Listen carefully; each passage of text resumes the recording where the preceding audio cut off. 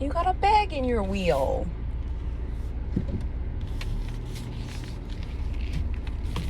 I'm sorry about the atrocious angle, but driving in the summertime, my phone can't be on the dash because it'll overheat.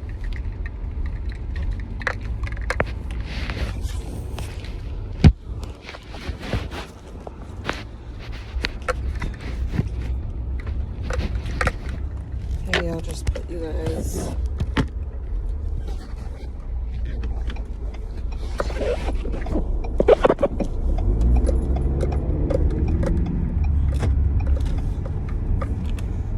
I have burdens of my trouble in my life. Every night. Oh wait, that's gonna get my stream messed up. Hello, Lee, ha ha ha ha ha. I think I might actually get some pizza. Pizza on the way home. It's time for some. My hands smell really good. It's time for some pizza. If I really am gonna get, I don't know. Maybe I'll get a slice.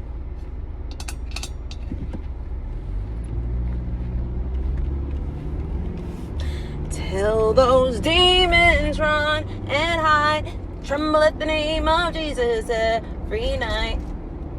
Every time? I don't know. I'm racing home to play with the clay.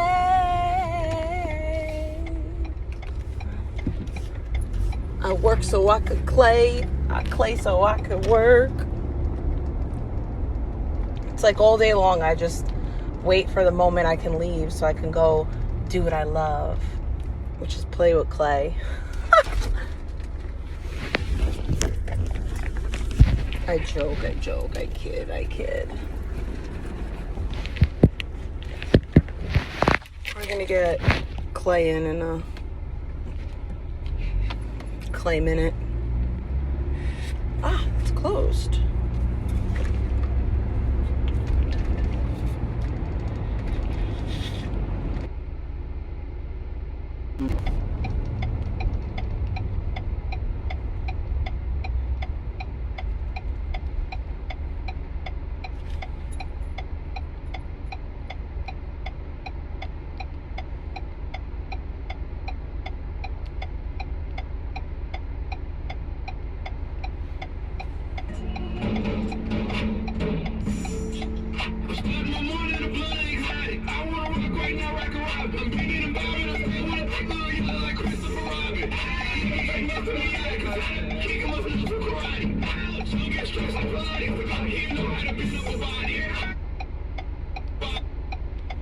Twerk for pizza? I don't gotta twerk for pizza. I got a jab.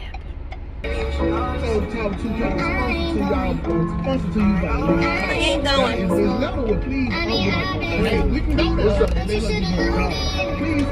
I'm not touching the phone. I was just stopped. Vroom vroom. Know that she knew how to drink out of a cup, y'all. Like, this is my first time seeing her drink out of a cup without a lid, without a straw. I had no clue that she could do this. Like, my mind is blown right now that she's drinking out of a cup right now, bro. Look at this. Look at this. I cannot believe it. I don't keep playing that. Okay, y'all, we have another episode of Keeping Up with Queen Up Update, and this is actually brings up the conversation that I think is worth talking about. First, Queen Up opens up about some of the behavior challenges she's having with Summer, and says Summer has been hitting her and doesn't always respond when she's told to stop. And Summer is autistic, and I want us to have the conversation with a little bit of context. We're going to talk about the discipline, but we're also going to talk about the differences between discipline, punishment, and trying to understand what a child might be communicating via their behavior. Then that's where Danny becomes, because everybody keeps asking the question, should Queen Up go back home? Well, Queen Up has made it very clear on how she feels about that. So let's get into it. What do you want me to say? What more do you want me to do? And if I did pop her back, she wouldn't even understand why she's getting. And that's another thing. Stop disrespecting me, talking about some, oh, she got to be hitting Summer off line. First of all, I don't know no kid who getting beat. No, I That's one of can't. their parents. Wouldn't it be the other way around? You scared to hit me when you know I'm gonna knock the crap out of you. Why would she be so comfortable to hit me if I'm on her? Make it make sense. Y'all want to put child abuse on somebody so bad. Y'all are weird, bro. Stop putting weirds on my name. Somebody calling you.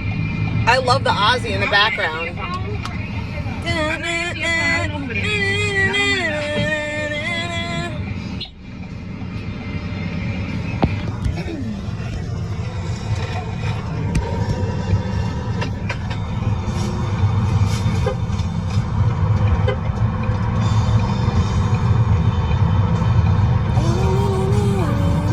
I'm sorry, y'all.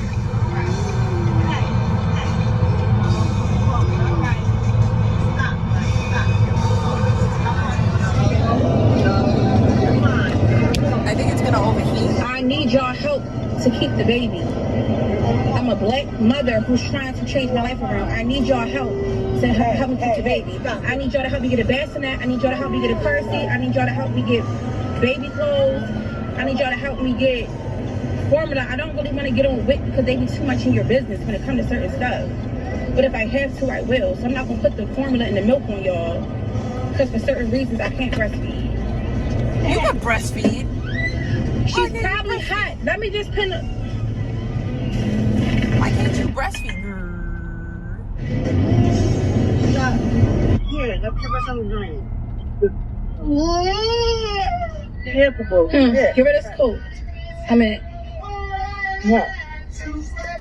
Sit. You don't want it? and said, Marge not even responding. I'm good. You don't want it? I'm gonna get Here, rid of go ahead. it. I'll just try to get it myself. So what you was about to do? I literally just came out to get this because I don't want to wait till later night to get this. I gotta go back to the hotel. I got stuff to do. Hi, Trisha. What? He a grown man. Right.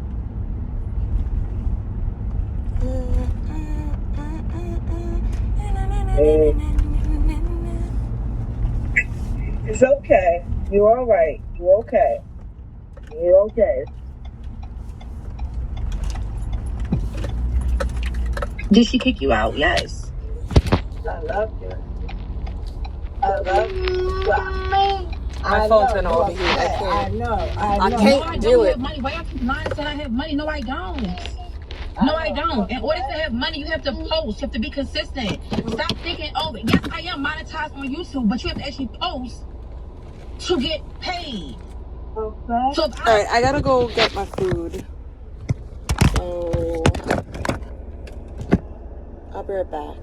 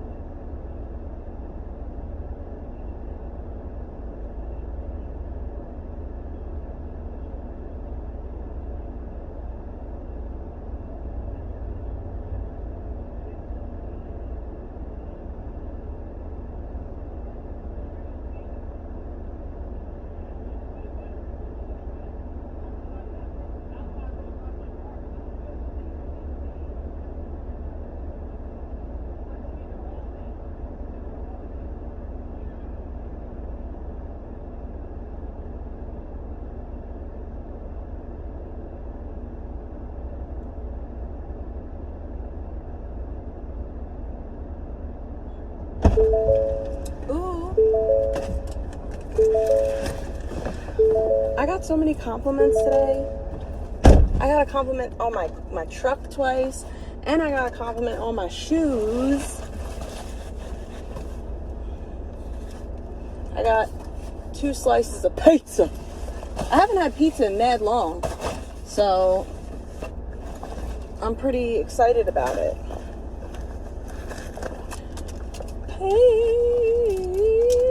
Pizza, pizza, pizza.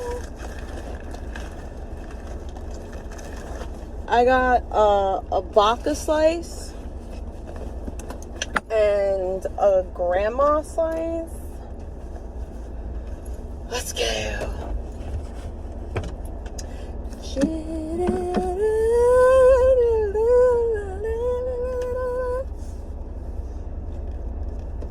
I can't wait to get out of these clothes and into some jammies. I really like my sweater though. It's Totoro. Totoro, Totoro, Totoro, Totoro. It's a beautiful Totoro sweater, and it has the soot sprites on it, and I love them. I love them so much. I want to watch Totoro. I think I might watch that tonight. Does she got cowboy boots on with shorts? No. I don't know what I was saying. She don't even have boots on. She got, oh, it's high black socks. That's what it is. It's high black socks and slides. What a fashionista.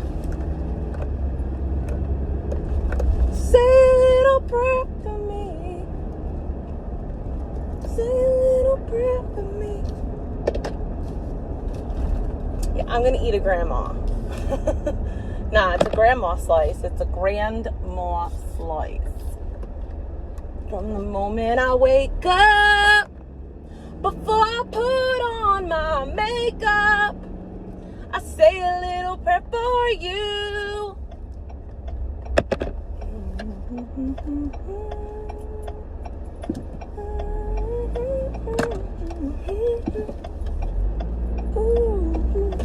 Say a little prayer for you. Forever and ever. Oh, this person's lucky that they moved because their car would have been towed. I'm not even going to take the spot. I'm going to let somebody else have it because I'm going to take my spot. I'm going to block my driveway.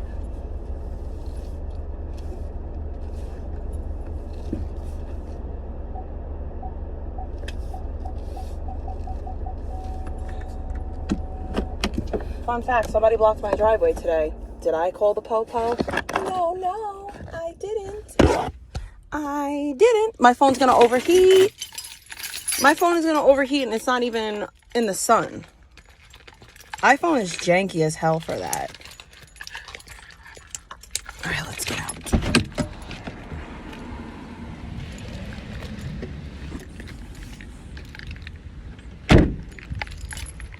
Ow, my finger. Wow, I parked so crooked. I can't leave it like that. It's so crooked. I don't know how it does that. For some reason.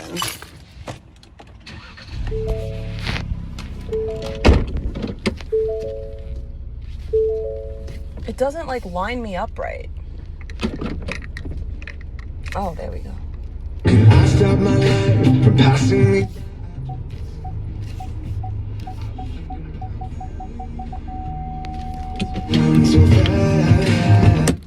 I really hope I didn't.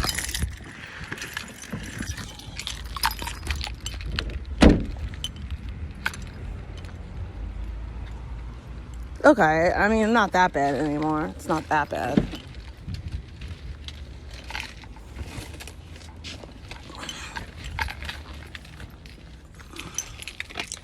I don't wanna do when you me singing.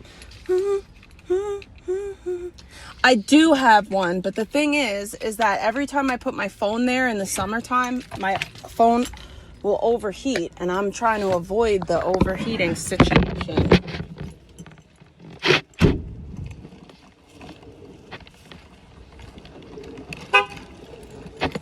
so much crap in my hands, but let's try to get the mail too.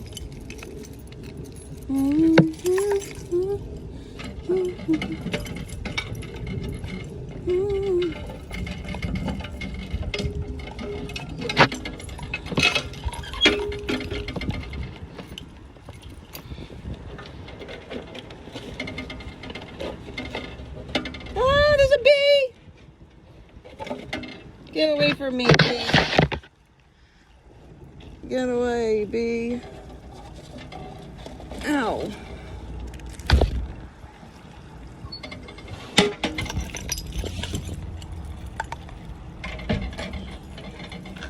Did I lock my truck? Now I did.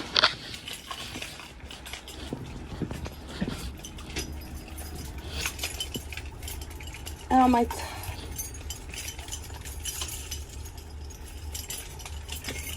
I'm sweating.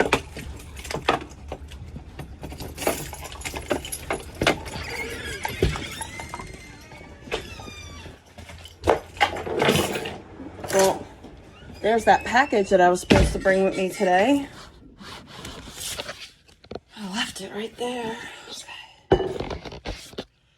What is this?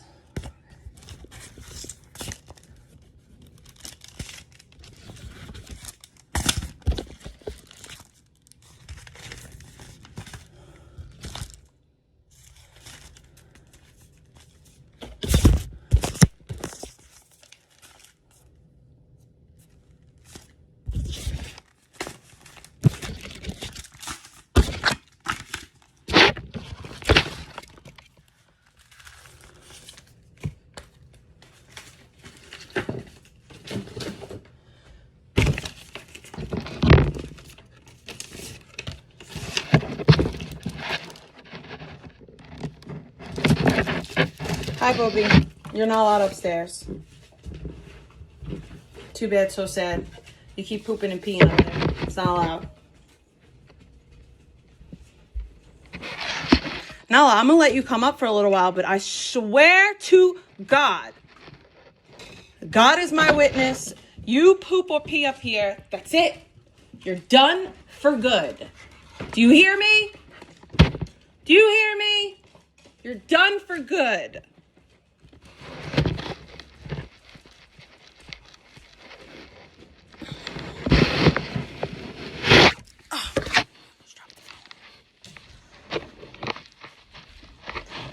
Done for good.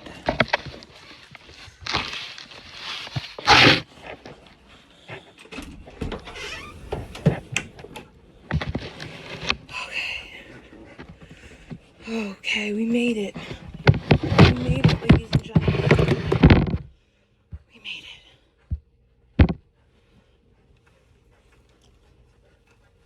it. Yay! It was good. It was good. I had a good day. There's a new song. I talked about it briefly on my channel, but there's a new song by Nick Jonas and Brandon Lake that's really good. It's called The Author. Even though I don't really love Brandon Lake anymore, that song's really good. I really like Jamie McDonald, Lauren Daigle. I left it in the river. Oh. That's Jamie McDonald. She has great songs. Left It in the River is one. Ain't No Way is another one.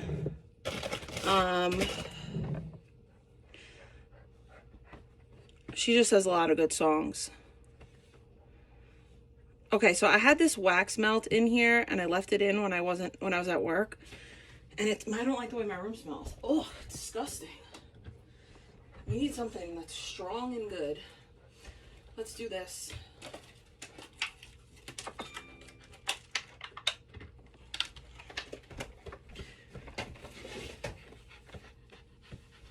I listen to the Way FM, and they have an app that is all over the United States. So they have a good station. I really like, they have like dumb like radio hosts and stuff, like, you know, like, speaking of which, that was my ringtone.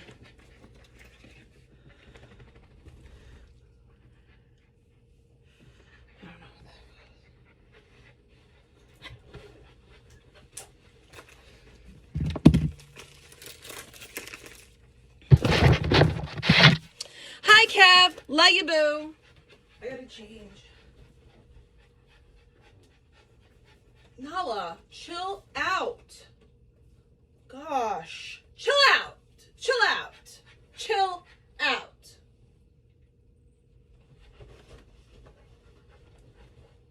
Calmate. Calmate.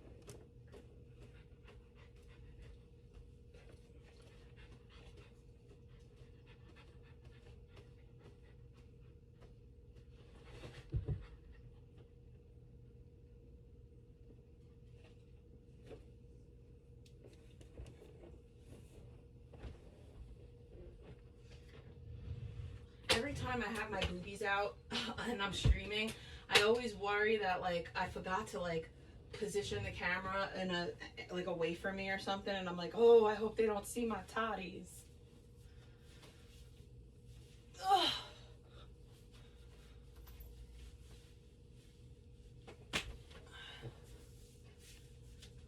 Okay, okay. I gotta change.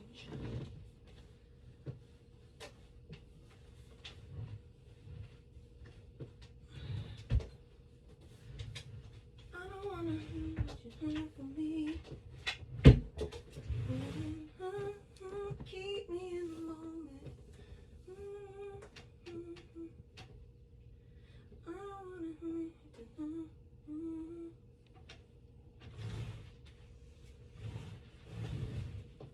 you. I've got these like super cute ruffly underwears that I can't wait to wear.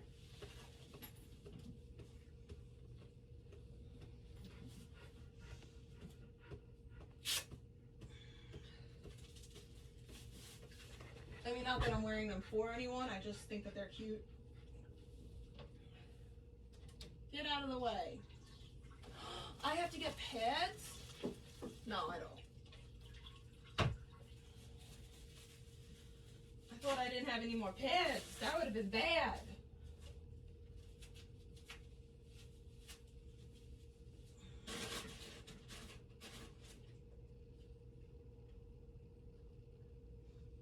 How is it so heavy still? It's crazy work.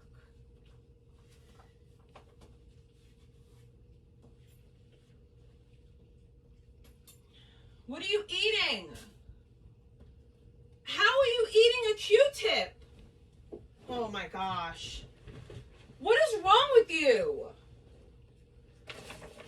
She's just chomping at a freaking Q-tip. It's clean. It's got nothing on it. But still, gosh, Nala. Does that taste good? Ow. Is that delicious to you or something? Like, what even... Get it, girl. Get it.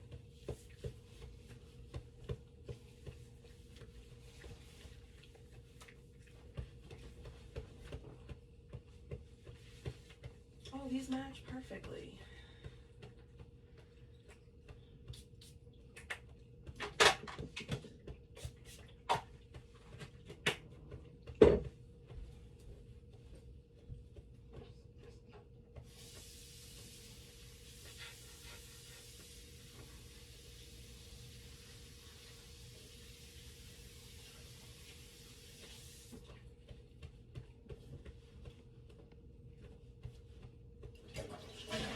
Massacre. I gotta go get some apple juice.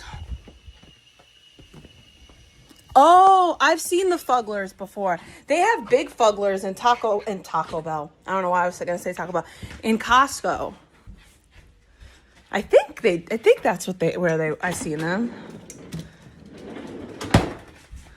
They were like really big ones. Hanging on, keep me in the moment. Please do not show your dog. My dog is very well cared for and well behaved. So, yeah, my dog is a reflection of me. She's a well-groomed, well-behaved, well-fed dog. the reason why she keeps on pooping and peeing in my living room, and I've explained this before, but I'll explain it again. There's a rug in there that my dad has had in there, and it's the rug. The issue is the rug. The rug has like that scent in it, and no matter how many times you clean the rug and like wash it and whatever, it still just has that scent on it. So that's the problem. And I told my dad that I just want to get rid of the rug. So that's the issue.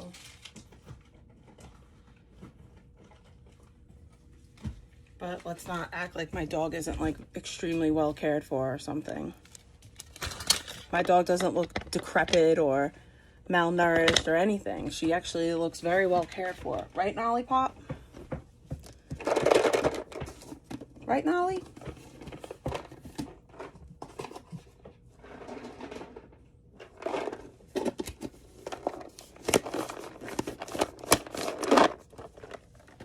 I could see if my dog was like, looked like mistreated, malnourished or something to that effect, but that's not even remotely close to the truth. So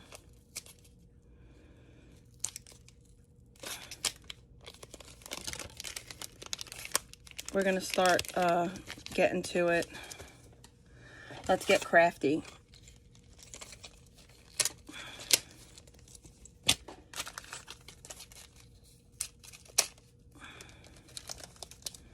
Did you know that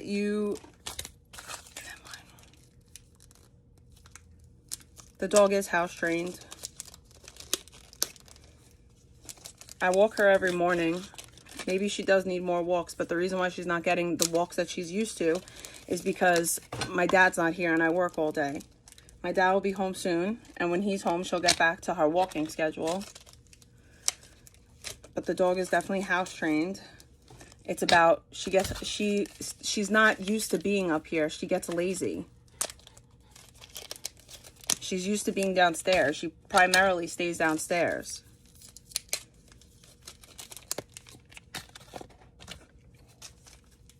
She's only 2 years old. She's only like 2 years old. It's not like she's like this super, old dog. My dog is literally 2 years old. And her birthday is like in a week or two.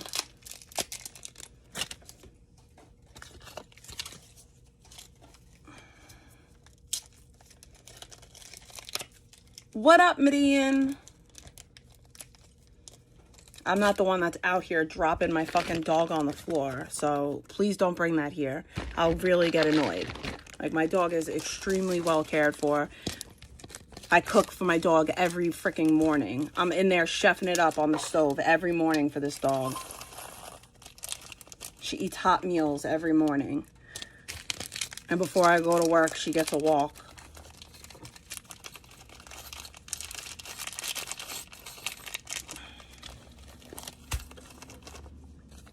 Because I know that the people that are trying to talk crap about the way that my dog is cared for ain't caring for their dog the way my dog's being cared for, and that's a fact.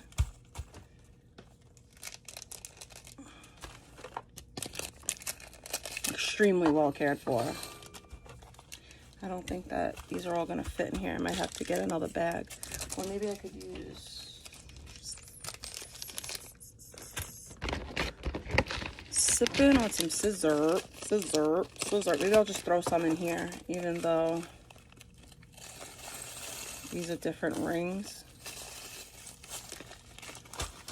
Spin on some scissor.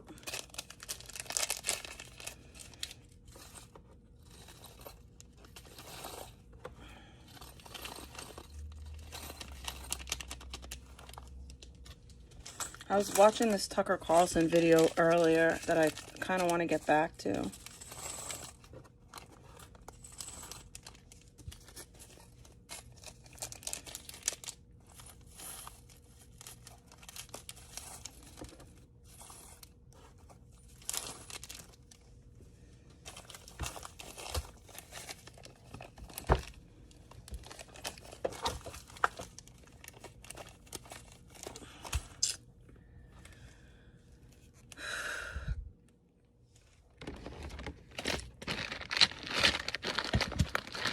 I miss my family so much. Life is different without seeing your... I don't know how people do this, because I'm not doing well. I really feel like lost without my family. I miss them so much. I don't like it. It's not for me.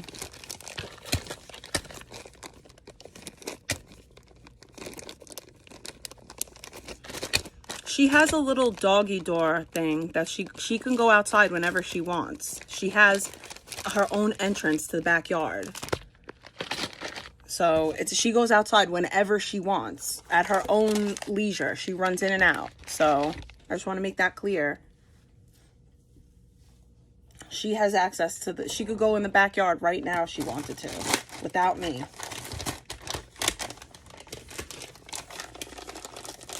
I'm just in jams. I'm sitting in some jams. I'm going to wash my face off and brush my hair out probably. Oh, gosh.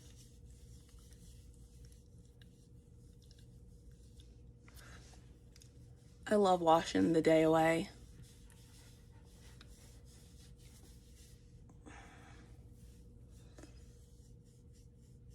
No. She has access to the backyard. She can go wherever she wants. She has access to the backyard. She can go outside whenever she pleases.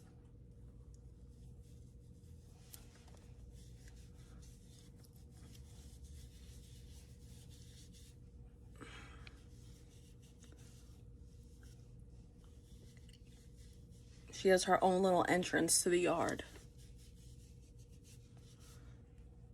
That's why when I say that she should be going downstairs to go to the bathroom, she should be going downstairs to go to the bathroom, because that's where she goes to the bathroom. She knows where she's, like, she always goes in the same area. She doesn't even go all the way outside. We have like a little, but it doesn't even matter. She goes outside whenever she wants.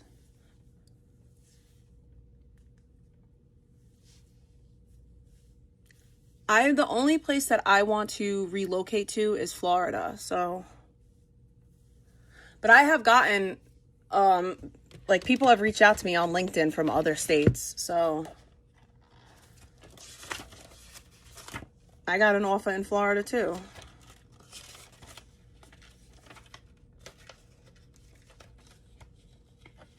Which hopefully I'll be able to take soon, because I told that person that I'm not there yet, but I'm going to be moving there, and we've been keeping in touch via email, so that's good. I don't want to live in Canada. Why would I try Canada? Why is everybody trying to make me move places that I don't want to go?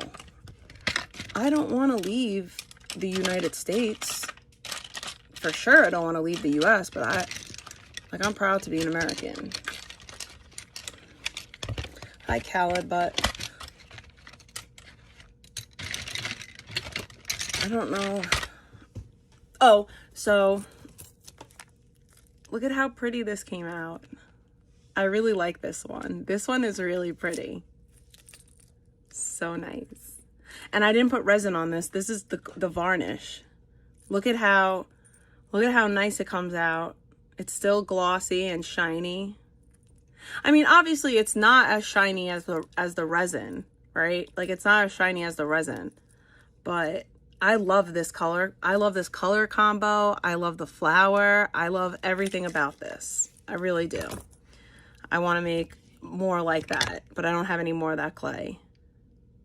And then this one was really nice too. I didn't obviously put this one together yet, but yes, that's what it reminds me. It's like very spring, like Easter vibes. Oh, she gave me a corner. What a gem.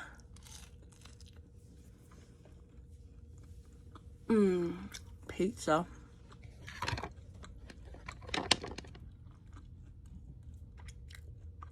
And I made this one too.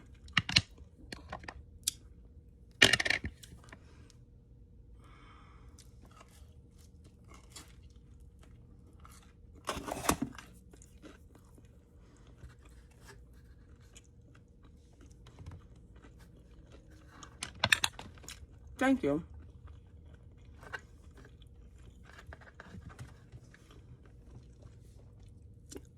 Now, if you're good and you don't beg me, I'll give you my crust.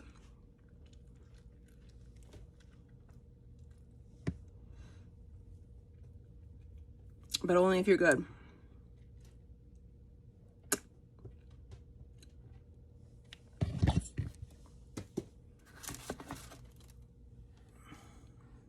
Nala, get out from under my desk. Please and thank you. Here.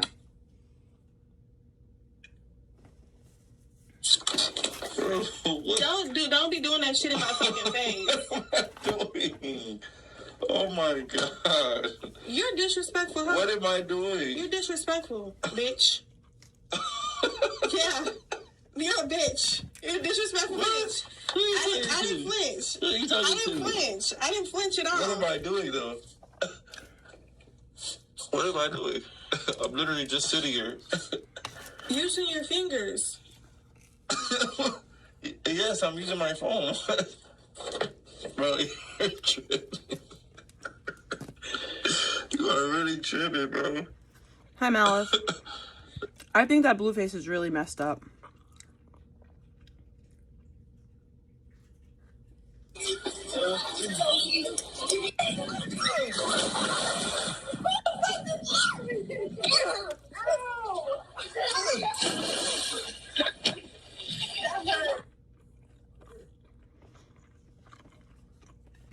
Last week, I attempted to make my own Polly Pocket out of clay, and I had some followers asking me where the doll is for this and if I plan on making one. Oh, so that's crap. what I'm creating today, the doll for this Polly Pocket. I wanted to go off the original design, which is very simplistic. I did not have a lot of time to spend making this, so I needed it to be easier. I wanted this doll to resemble me because the Polly Pocket I made goes off of what I would want if I was a Polly Pocket and I wanted my own dream house. I know that the doll I'm creating I want is to make a larger Polly than the Pocket. actual one, but I chose to work on a larger scale since it would be a bit easier for me to work with. I had gone back and forth asking myself if I wanted to sculpt everything in the same color and then go back in after baking and paint everything, but I decided, since this was already a pretty simplistic design, to just sculpt everything with clay. I'm using Sculpey Primo Polymer clay to make this design. For the skin, I use translucent clay and beige, since I love the way translucent clay looks after it has been baked in the oven and glazed. And after I baked my doll in the oven for about 30 minutes, I used my brush to glaze this piece, since I think it makes everything pop so much more than it being just matte. And after I let it dry for about 30 minutes or so, it is officially finished. Love that the doll is very simple but still goes with the Polly Pocket. Last week, I attempted to The grandma pie is red sauce. That was what I just ate. That little corner slice, that was a grandma. Here, Nala.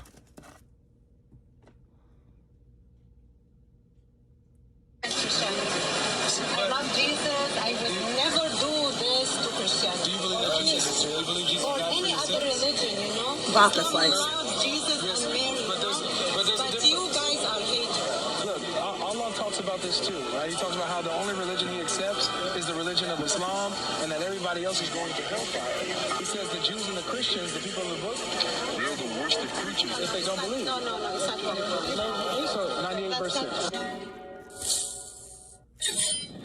We're open to the conversation. We don't want to be offensive. If you find something here that's But like it not is true, offensive. I would never offend Christianity. No, it's I love Jesus. I would sauce and never fresh mozzarella. do this to Christianity. do you believe that Jesus is here? Do you believe Jesus Or died for any your other sins? religion, you know? Do you I believe he won't died for offend your sins? people. Do you believe Jesus died for your sins? I don't think I can finish this slice. I believe whatever I believe. Do you believe he was crucified and died for you? No. So that But I love Jesus. I believe in this, of course. I love Jesus. I love Christianity. So- but I would never offend Christianity. So this is I hear what you're saying. Okay, I understand because this could be provocative, right? It can provoke. But I want to just share something with you. When Jesus would go out to preach, he would go out to preach to people who disagreed with him, and he would even say hard truths because he loved them enough to tell I don't them got no more for you. deceived or wrong. It wouldn't be loving for us if we let's say like we believe this is true, right? In Christianity, it teaches that Jesus is the only way. It wouldn't be loving for us to not tell you that if we truly believe that, you know. So we want you to have the truth. You think this whole greasy. You want Yeah, we want you to have me to have the truth? Right from Victoria's Secret. Tell me, which part? Tell me. It's offensive. You guys see that? So those are just questions. This is all offensive. I don't like that. Okay, tell me what it is. I'm in the list. No, look what you're doing. So this is the Quran, right? These No. are little tracks with information. And why you're focusing on? Why you're not focusing on other religions? There's a big Muslim community here. Okay, and we are so proud to be Muslim, and we would never ever convert. I'm not really saying anything. We would never ever do that. But if you read the Quran, so if you love I read Jesus, the Quran every single what day. about the Bible? Have you read the gospel? We love Mary, we love Jesus. I know. Islam loves Jesus and Mary. But there's a difference. Because they couldn't eliminate him. Listen, there's a difference. Because I hear what you're saying, right? You're taught about the prophets, Jesus, Mary. You're taught about all these prophets, and we hold them dear. Trust me, I understand everything you're saying. The point of view from the Christian side is that because we love the prophets as well too. We love Jesus, we love Abraham, we love Moses, right? We have them in our book. We got them in the Torah and the Gospel. And here's the reason why, though. There's a reason why, okay? Because we believe in the prophets. I'm from New York. And we believe in the constant revelation that God sent. None of the prophets, you would agree, the prophets are all together. They preach the same message, right? That's what we all believe.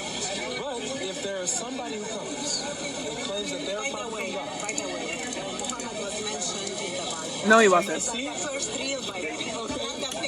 But he's Not the fake Bible. But see, but that's important. Believe me, I can get you a copy of the real Bible. Where? Where is it? Because I'm a Christian, I promise you.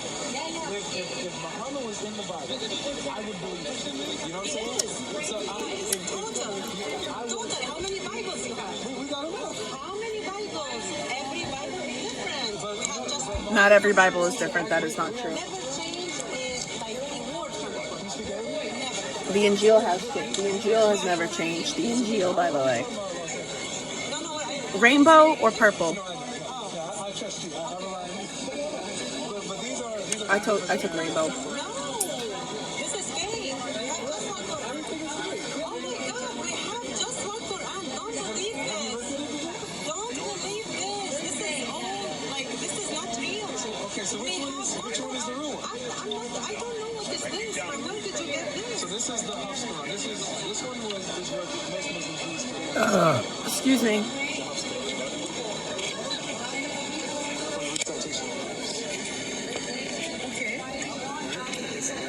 It's a thick bomb. This is the recitation of war. That's it now. I don't got nothing else for you. You ate all the. So this one, the difference would be, I think Maliki Yomadi and Maliki. No, this is just the way they write it, and for the non-Arab people, so they can read it better. So they add some The diacritical marks, right? yeah, just for the non-Arabic people, so they can read it better. It's exactly the same one. Now you know Arabic, so I can trust you. Would you agree that like a diacritical mark over a word that can change the meaning of the word? Like anything, like for example, with this one, I know it's a slight difference. Like it's very little, right? But a slight difference of the word, like for example, you see that little mark there? All right, so let's get to sculpting. Well, actually, let's smiz a little, and then while we smiz, we could pick out our coolers. I'm not gonna open any new clay. We're gonna stick with the clay that's open.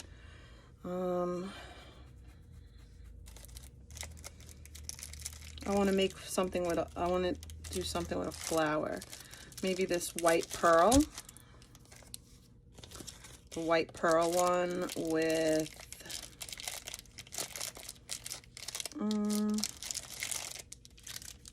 what is this? This is copper.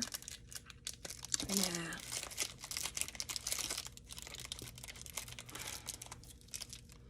Should we do white and purple? Maybe we'll do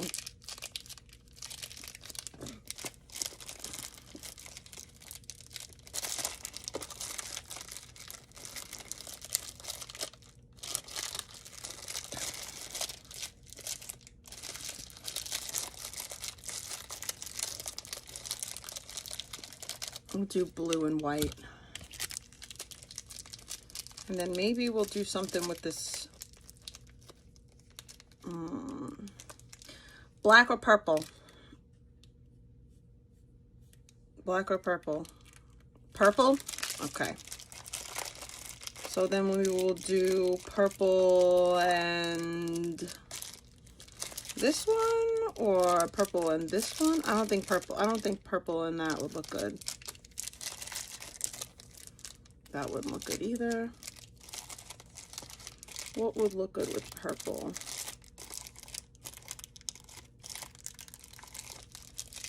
No.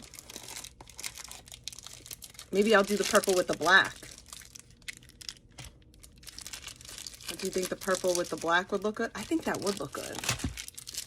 We'll keep this out just in case.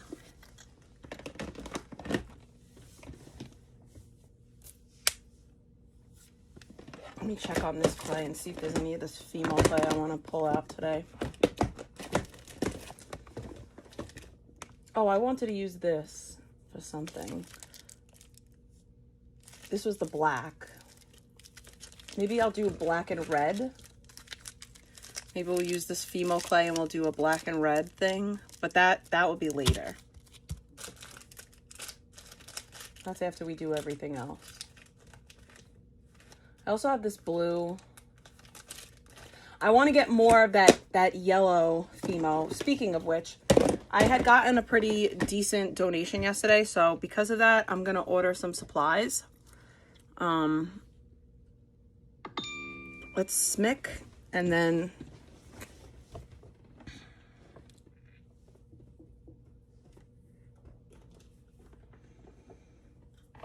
yeah, this black pearl is a no-go.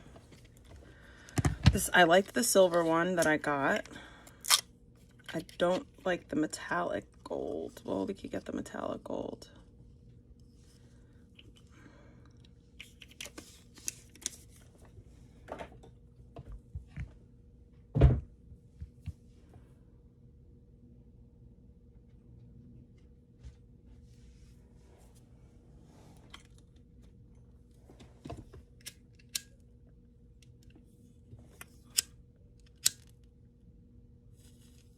Who are you telling?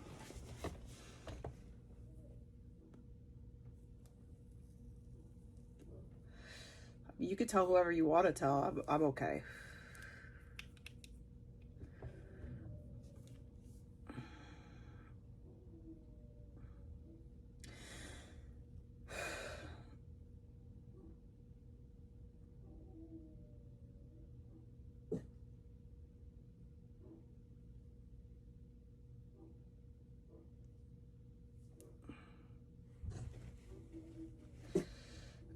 I should shampoo my hair on live? Maybe.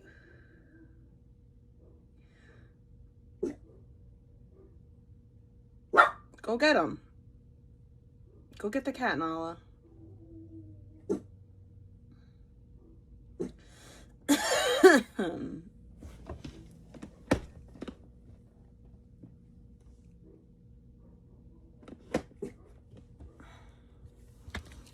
I've been right here.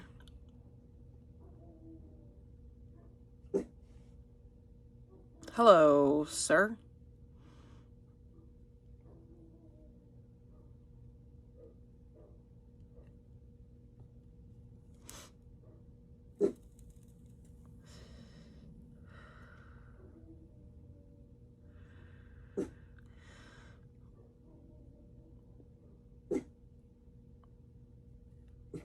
All right, Nala, you're okay.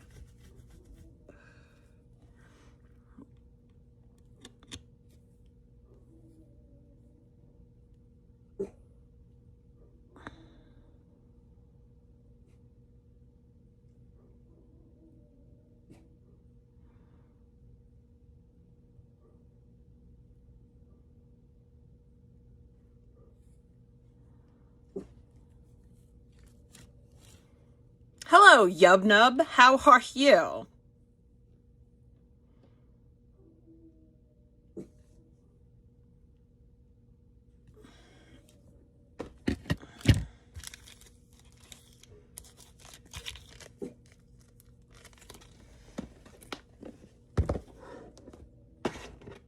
Why is everybody talking about your brother lately? What happened with your brother?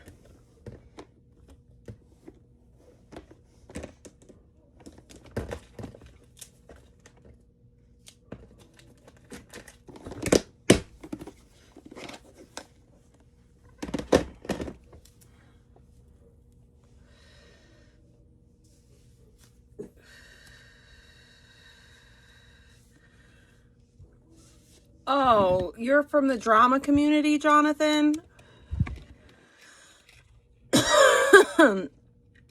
Yeah, I used to go to Tiffany's. I haven't been to Tiffany's in a long time.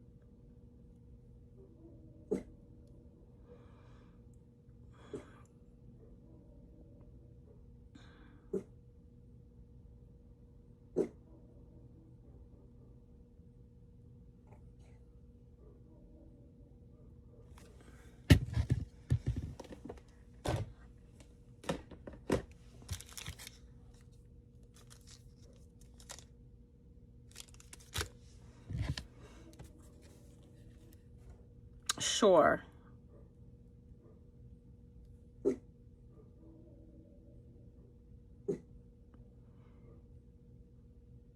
You know, I just sit over here and like make stuff out of clay.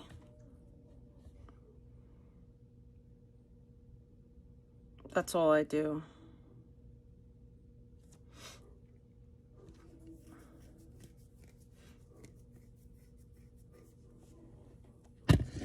Sure, tell me a joke.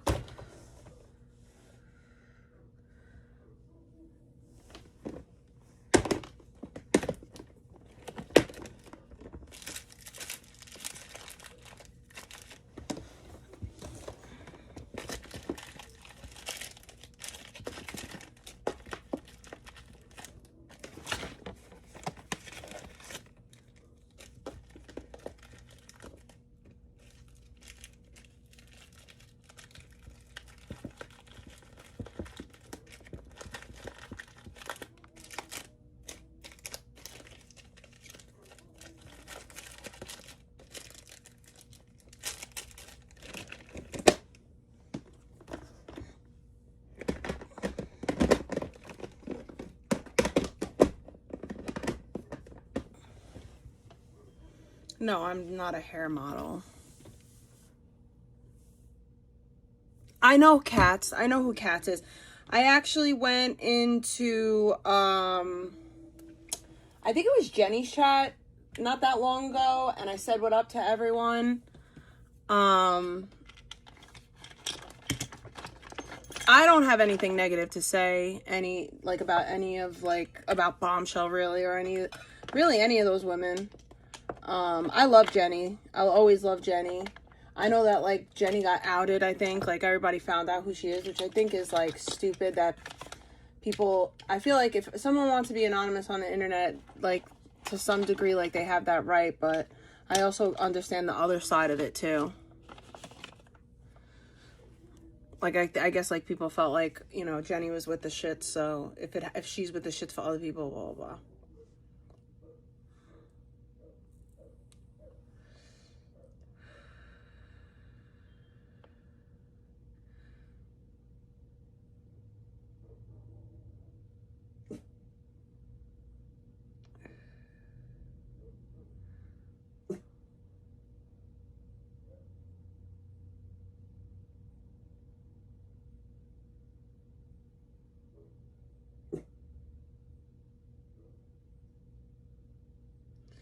Yeah, I'll like slide through every now and again and say what up.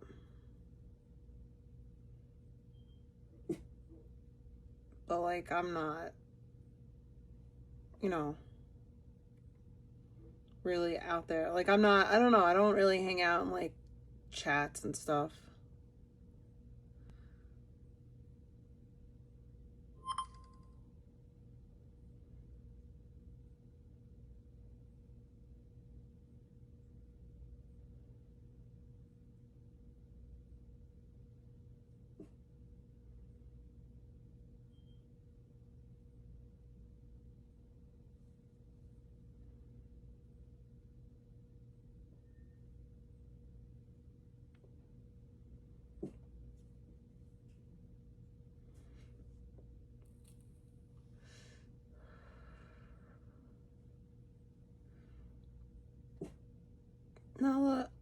Hush.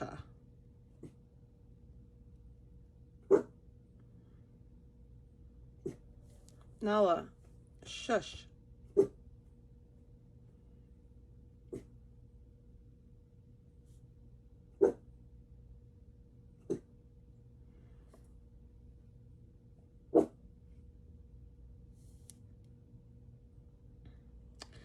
I don't even deal with drama. I'm not even gonna go past that. It's hardly drama.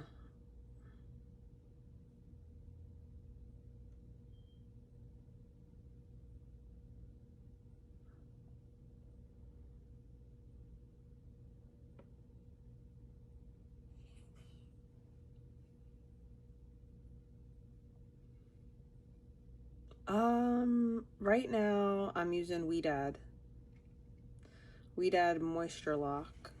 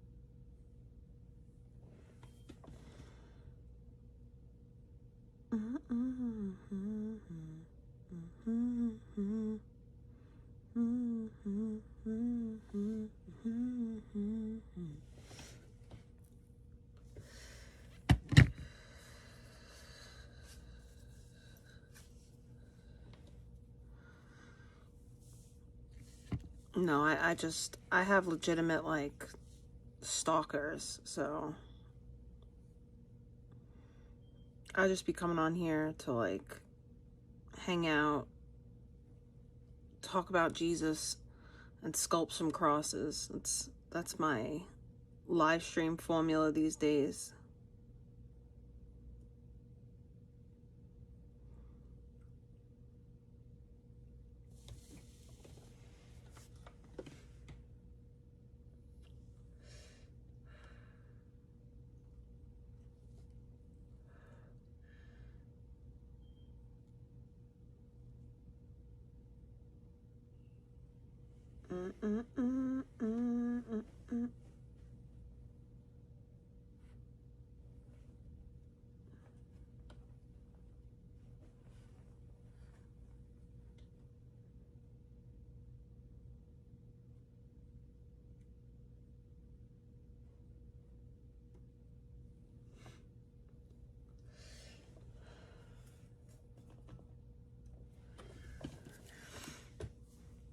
Do crystals have healing powers? It's the dumbest question.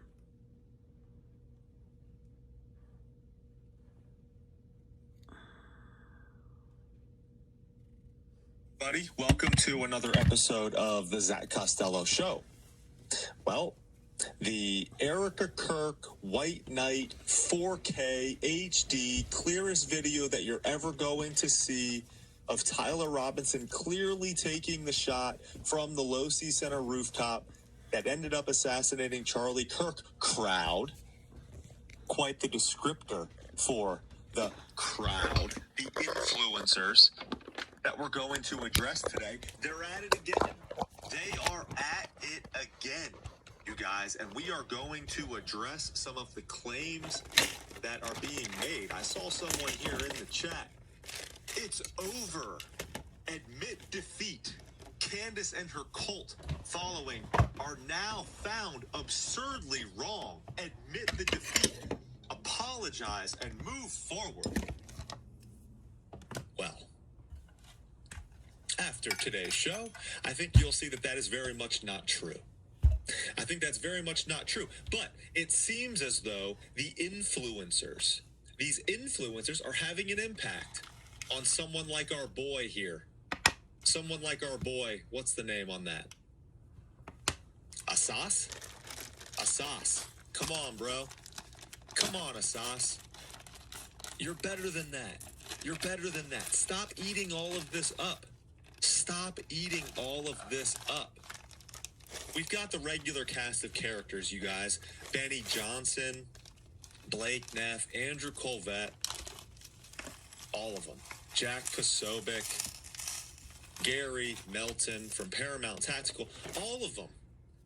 They're all talking about Tyler Robinson's own defense team admits defeat. They admit that Tyler Robinson is guilty. There's no point in arguing about this anymore. What are we even debating here? Candace Owens and Andrew Wilson, what are we even talking about? The defense team, they've said that this is over. They've admitted defeat. We'll see about that. We'll see about that. All right, I've got some really good clips. Baron Coleman did an incredible show on this last night, really breaking it down, and I've got two very good clips that just absolutely obliterate, atomize. We're gonna get into that term here in a second. Obliterate, atomize, destroy, body the narrative that is currently being espoused by I can't stand Benny Johnson Erica Kirk anymore. White Knight, I unsub from all 4K these people HD except for influencers. Officer Tatum.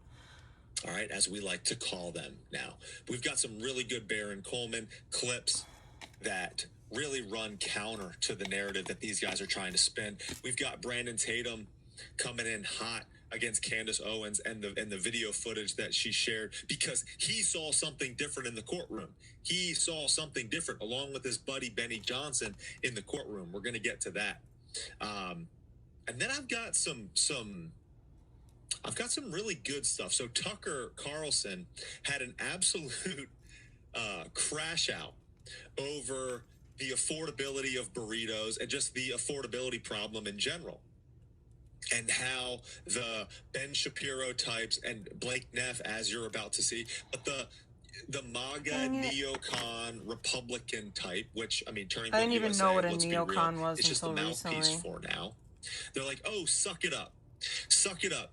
You guys need to make this sacrifice in order for America to be great again, of course, right? So, like, America, be quiet or about being able to afford a house. Be quiet about the price of burritos. Be quiet about the price of gas. This is just things that you all need to suck up, okay? You American people, stop bitching and moaning.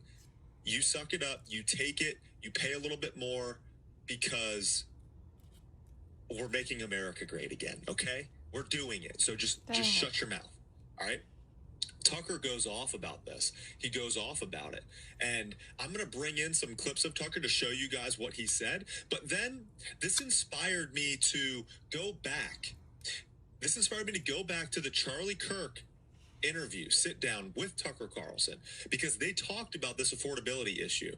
And I found some really, really good and insightful and profound clips from Charlie Kirk that you guys are going to want to see. And then this last clip that I have from him, Charlie gets into why young people, especially young men, have made this return back to the church, back to a more orthodox Christianity.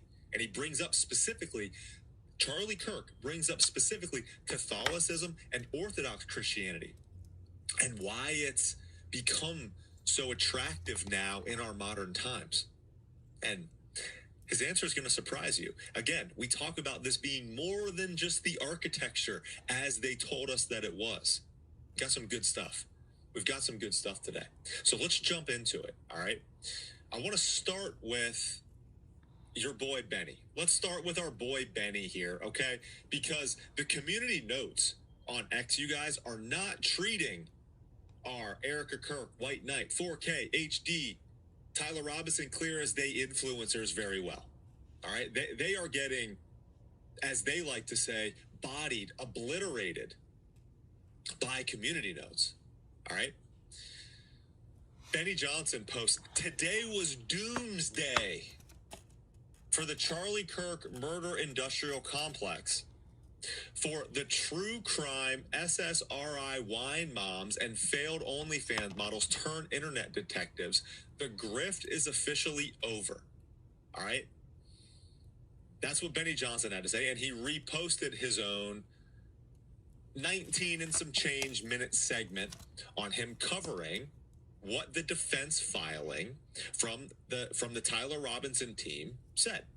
We're going to get to his clip here in a second, but I want to build this up for you. I want to show you guys some context, and then I'm going to show you the Baron Coleman clips, and then we're going to watch what Benny Johnson had to say, so you can just see how utterly ridiculous isn't the right word, dishonest,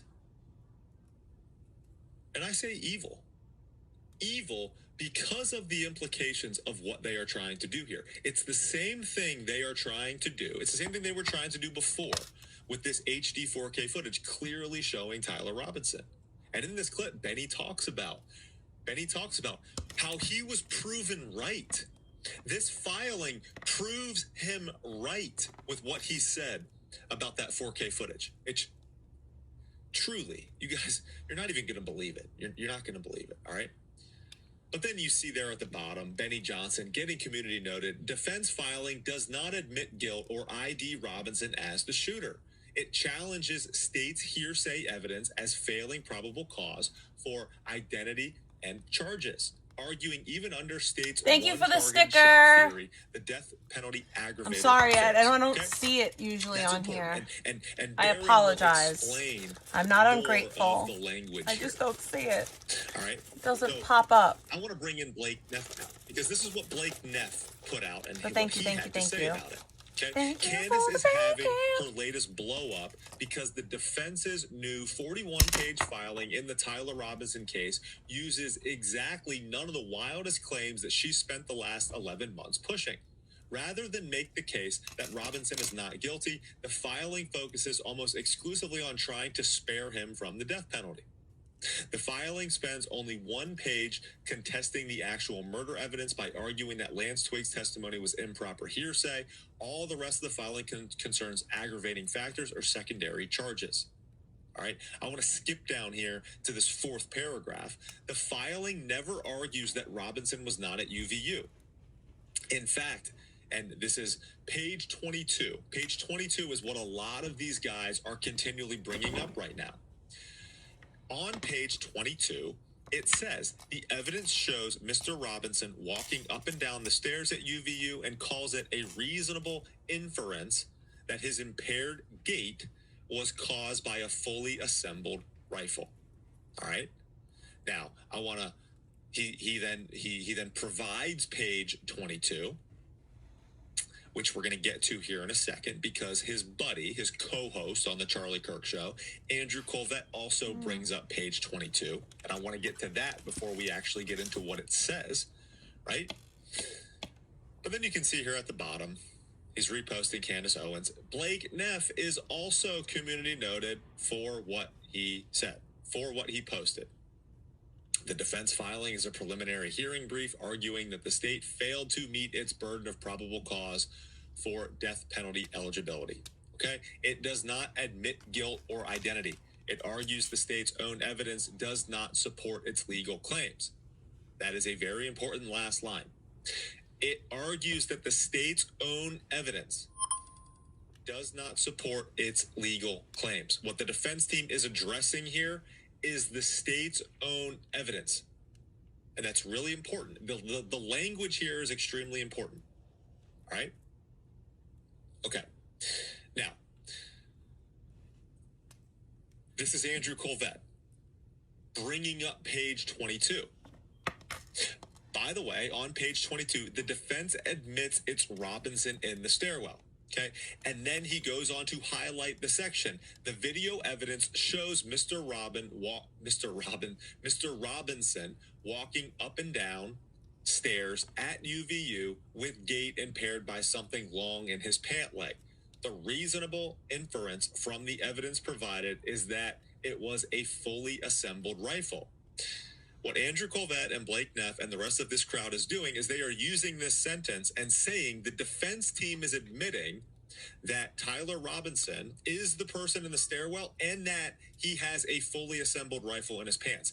That's what they are trying to claim the defense team is agreeing with, and that's not true. What the defense team is simply explaining here, they are simply explaining what the prosecution, what the state is saying is happening. Okay? That is all they are doing. That's all they are doing. Now, I want to bring in this Baron Coleman clip because he does such a phenomenal job here. And this is very important for anybody who really wants to understand the truth about what is happening here. What Baron Coleman does a great job here in explaining is the language that is being used and what the defense team is actually doing. All right, take a listen to this. But Baron, is this the defense admitting these were Tyler Robinson's text messages? No, that's not what they're admitting. I can't be any more clear about this, guys. None of this is an admission that any of this was Tyler Robinson or any Hello, of this was Mr. Whitey Pierce. They've already said these were unauthenticated. They've already said that they shouldn't be admitted. But they have to argue that even if Your Honor finds that these are in fact credible and you are going to consider them, and even if we take all of this evidence as accurate, they still don't meet their burden. That's it. So when they say Mr. Robinson's advice to Mr. Twiggs was as follows, they're not conceding that Mr. Robinson wrote those text messages to Mr. Twiggs. What they're saying is, even if he did, all he's telling him to do is to make sure the police follow the right procedures. Well, that's not interfering with, this is the defense argument, that's not interfering with a witness. So that's very important. Understand that. What the defense is saying is that they are saying that if the state is saying this, if the state says that this is true, then this is like, it's simply a restatement of what the state is saying. Okay? It's a restatement of what the state is claiming. The state is saying this is Tyler Robinson. And if this is Tyler Robinson, then the defense is saying this does not qualify for aggravating factors, which should result in the death penalty. My back hurts They are already. simply using that language. They're using the state's language and then arguing against it. The defense team is not agreeing with the state. They're not conceding anything, which we'll get to in a second. Make sure they have proper warrants and stuff. Okay, well, that's not necessarily interference. The police should have the proper warrants and stuff. Be polite and respectful, of course. Well, that's not interference. That's good advice for everybody. Be polite and respectful, of course. He says to Mr. Twiggs, again, they keep saying they keep referring to Tyler Robinson. Are you sure they're not admitting that's Tyler Robinson? Yes, I'm confident. I gotta get my socks because my feet are cold. I'm absolutely confident they're not admitting that. None of this is going to be in front of a jury. None of these pleadings will make it in front of a jury. They will have the opportunity to go after the authentication. They'll have the opportunity to explain, should they decide to strategically, that he didn't author any of these, that these aren't his text messages. But for the sake of this pleading, because they're in evidence, we have to operate as if they are Tyler Robinson, and then we have to articulate why we don't believe they meet the standard, even if they're true. Okay, so we are operating as if it is Tyler Robinson because the state is saying that it is. Okay, and then they are going from there. That is what they are doing in this filing. So go back to page 22. As Andrew Colvett likes to point out, the video evidence shows Mr. Robinson walking up and down the stairs at UVU with a gait impaired by something long in his pant leg. The reasonable inference from the evidence provided is that it was a fully assembled rifle. Okay, what the defense is stating there, they're not admitting anything. They're simply stating what the prosecution is saying is in the evidence. That is what they are saying. They're simply restating it. Okay, they're not admitting, they're not conceding anything. All right, and how do we know this? We know this because of what the conclusion of the briefing says. All right, and this is another really good clip from Barron because he explains how to read these filings. Most of these people can't read. I think that's part of the main problem, because if you can actually read and you can actually develop some form of inference a Trojan and horse? discernment I don't on even your know what that own, means. you would see exactly what's going on here. Okay, the defense is simply saying, the state is saying this. He's meant to that's how they infiltrate write it from out. the And inside? Barron even clarifies that. Barron, are you sure? Because they are saying Tyler Robinson was walking up and down the stairs. Okay. They are saying that because that is what the state is saying. They're not conceding it. They are simply restating it. How many times do I have to repeat myself? I guess I don't, so I'll stop. But here's Barron explaining how to read these filings. And he says, start with the conclusion. Start with the conclusion. Because when you read the conclusion of this, and then you go back and listen to what Andrew Colvett, Blake Neff, Benny Johnson, Jack Posobiec, all of these influencers are saying, it just completely exposes them as utterly ridiculous, bad faith, evil because of the desired outcome on their part. They are seeking a speedy trial for the death penalty of an individual, of a human being who is innocent until proven guilty. Okay, so to fabricate all of this stuff and to twist it and to spin and to put propaganda out there about this, which is blatantly false, which is going to result in the death penalty of an individual, of another human being, is wrong. I think they need more glue and it's than this. gravely evil, especially because these men who are doing it claim to be Christians. But here's Barron explaining how to read these filings and what the conclusion says. Listen to this, and then you're going to see just how utterly ridiculous Benny Johnson's take on this is. Here's Barron. Pull up a copy of the filing. In relying largely on hearsay deemed reliable by rule, the state has failed probable cause by reliable evidence that satisfies each element of each of the charged evidence. Right there is them saying, that is the defense saying, we concede nothing. We concede nothing. We do not concede that Tyler Robinson shot Charlie Kirk. We don't concede that Tyler Robinson did anything illegal, sent text messages, confessed to anything. They told Lance Twiggs not to comply, knew there were 14-year-olds in the crowd. We concede nothing. So they concede absolutely nothing. The first sentence of the conclusion says, in relying largely on hearsay deemed reliable by rule, the state has failed to prove probable cause by reliable evidence that satisfies each element of each of the charged evidence.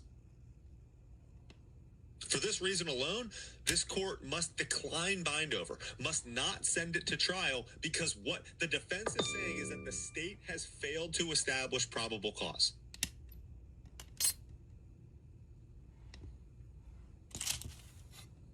Understand that you're being lied to. If you're talking to anyone, if you're reading anything that says that the state conceded Tyler Robinson killed Charlie Kirk, that person is either an idiot or a liar. There's no third option. Well said. Well said, Barron. I don't have anything to add to that. One of those liars, idiots, and I really just don't understand. I don't understand how people can continue to listen to him after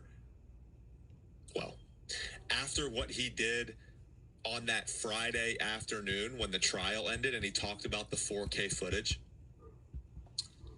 But especially even now. This guy is such a complete and utter shill. Valueless, baseless shill. I don't understand how people can sit there and continue to watch him talk. Charlie Kirk was like a brother to me. We worked together and built together for nearly 10 years. I emceed the guy's wedding to Erica, and that same Erica asked me to sit with her at Charlie's murder pretrial in Utah last month, and that's exactly what I did. And I told Oh, well, I'm really glad Benny Johnson confirmed that for us, because now we know that Erica Kirk hand-selected and invited Benny Johnson on that Friday, that footage, State's Exhibit 12.1, the enhanced footage, enhanced meaning red circles, blurs, and zooms, was shown in the courtroom. Okay? Benny Johnson just admitted right there that Erica Kirk. Hi, Carlondo. Hi, Marat. So thank you to Benny Johnson for letting us know that the ringleader of this whole false propaganda campaign that came out from the preliminary trial establishing probable cause. No, Erica Kirk was the ringleader, as suspected by, well, us here on the Zach Costello show, for sure.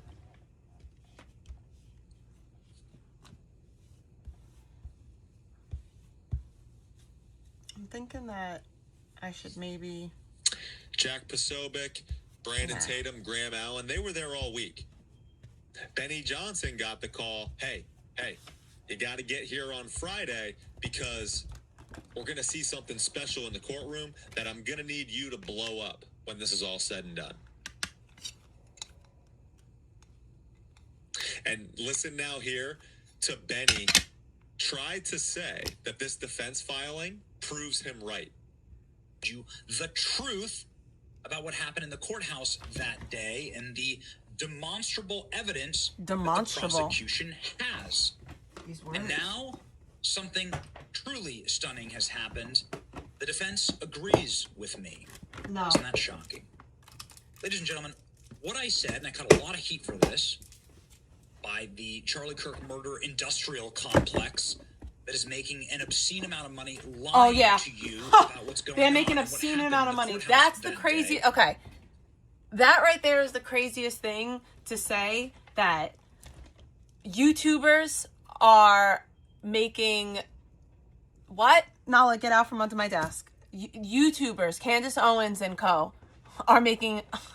Oh my gosh. Okay. All right. Sure, Benny. Nala, get out. Okay, Benny. All right. Hey, guys, look at this. Look at the post that Benny has pulled up on his own screen. All right, he's pulling it back up. Just witnessed something at the Charlie Kirk assassination pretrial in Utah that has not been made public yet, and you need to hear about it. Erica Kirk asked for us to be here today. We sat inside the small courtroom in Provo with the family. The judge told the media to turn off all cameras and allowed the full enhanced in all capital letters, which we all know who are paying attention, that enhanced footage, State's Exhibit 12.1, which is the same video as State's Exhibit 12.4, which is the UVU surveillance footage. State's Exhibit 12.1 is the enhanced footage, enhanced meaning red circles, blur, and zoom, okay, with no timestamps because the zoom, okay? All right, the full enhanced footage of the murder to play. Every movement of Tyler Robinson that day captured in full quality HD, zoomed in. Some footage in 4K, tracking all of his movements. It'd be the lies for me. Watch Benny Johnson just glaze right over. Just glaze right over that paragraph right there. Watch. Decided to come after me for explaining precisely what the prosecution has, which is this. You can see Tyler Robinson on campus that day. You can follow his movements from various different security cameras. Some of them are really good. Some of them are not as crystal clear, but all of them show Tyler Robinson's car, his license plate, his face. Do they? They show details of his clothing and his actions on the rooftop. This is what I said. And this was a horrifying thing to watch because... Do they, though? Hey, Do they buddy. Really? Hey, bud, read your own words, you fool. You were being called a liar because you wrote. If you read your own words, that you can see crystal clear Tyler Robinson's face. You said that you saw crystal clear 4K HD footage clearly showing Tyler Robinson. That is why you were being accused of being a liar. Okay, you're leaving out all of the words that got you accused of being a liar.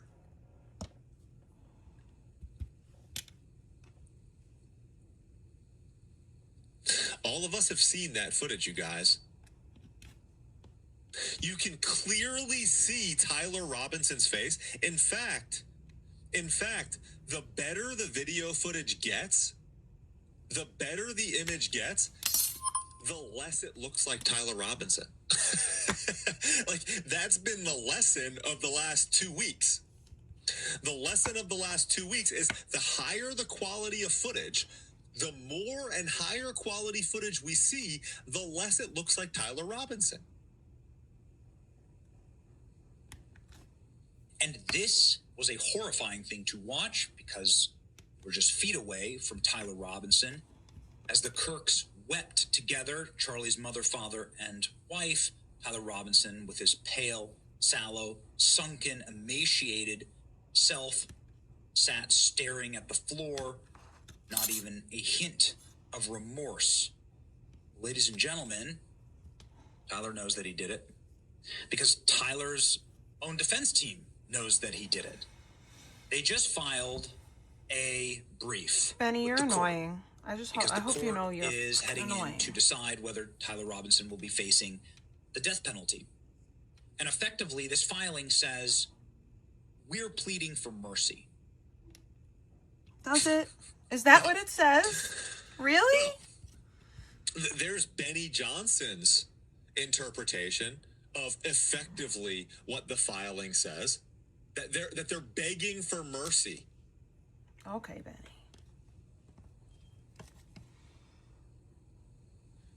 Benny Johnson says that the filing is Tyler Robinson's defense team proving him right, effectively begging for mercy. Wow. Because a copy of the file.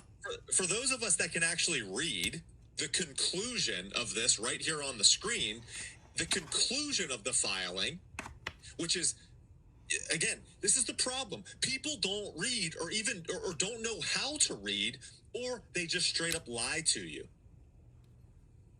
The conclusion of this briefing says that in relying largely on hearsay deemed reliable by rule, the state has failed to prove probable cause.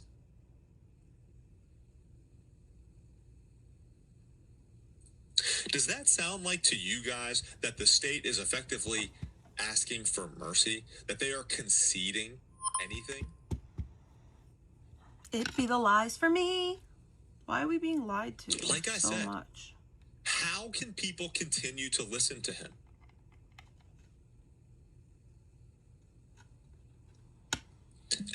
And look, you can think that Tyler Robinson is the assassin here. You can think that Tyler Robinson is guilty, okay? He deserves a fair trial. Absolutely. You can disagree with me on this issue, okay? I'm okay with that. But what they are doing here, wrong, evil, making things way worse. Everything that these guys are doing to spin this, to twist this, to flood the zone with their narrative, those of us who are actually paying attention to this and aren't just brainwashed by the first news clip that we see, know that these are blatant lies. And when people lie like this, it increases the amount of questions that are asked, and it increases the suspicion that people have in the overall case. Why would they lie about this? Why would Erica Kirk lead the charge in lies about this? That is a fair question to ask. Why?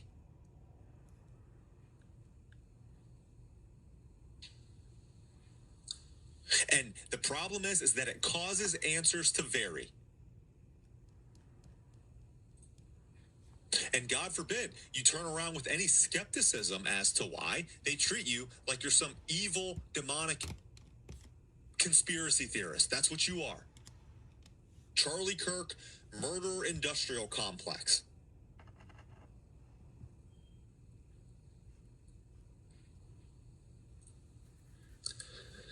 Well, let's bring up Brandon Tatum now because he's on about some of the same stuff, talking about the footage that he saw in the courtroom versus the footage that has come out. Let's listen to Brandon Tatum's take.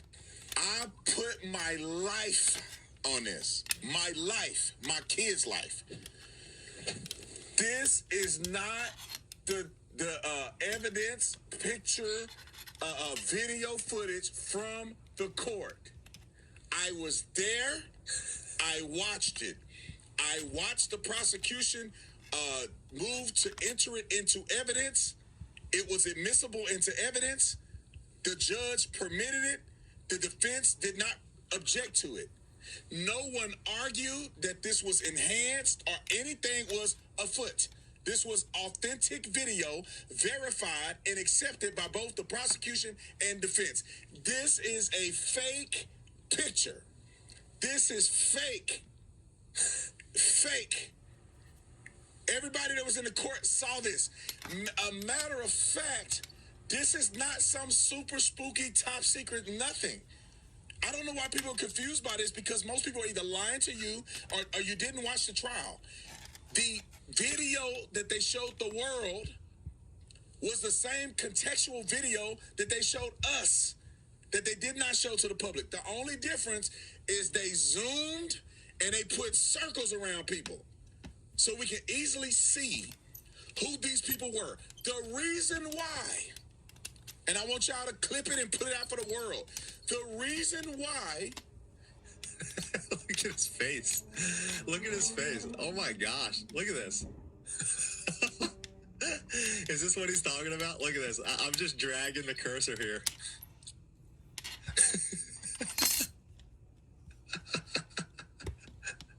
Oh my gosh. This is insane. Look at this.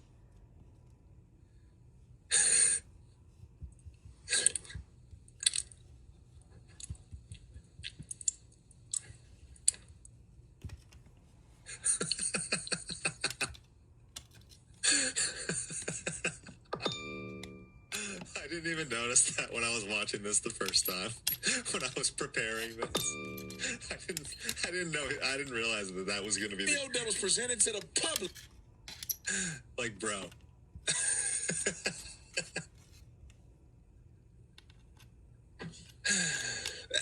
At least Brandon Tatum, at least he just admitted there that the footage was not in any higher quality. There was no HD footage. Like, he truly at least describes the enhanced footage with the red circles, the blurs, and the zoom, okay? At least he accurately describes what the enhanced video was. All right? Look, Brandon, the reason that this looks different than the footage that was shown in the courtroom is because it looks like, again, the footage was actually stretched to make it more accurate, okay? If you looked at the previous footage, the cars looked a little scrunched because of maybe the lens of the camera, maybe the angle, okay? There have been different arguments that have come out about that.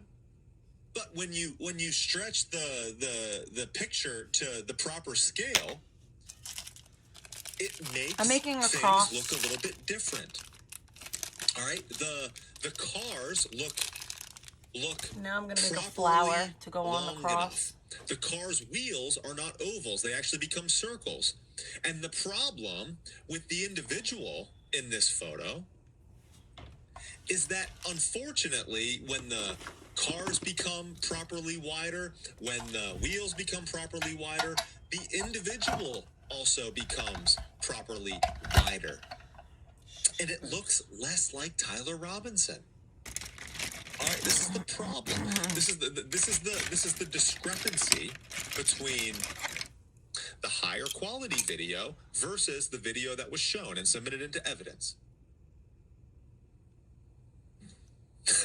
Look, we got another good face there. All right, just a couple more times here.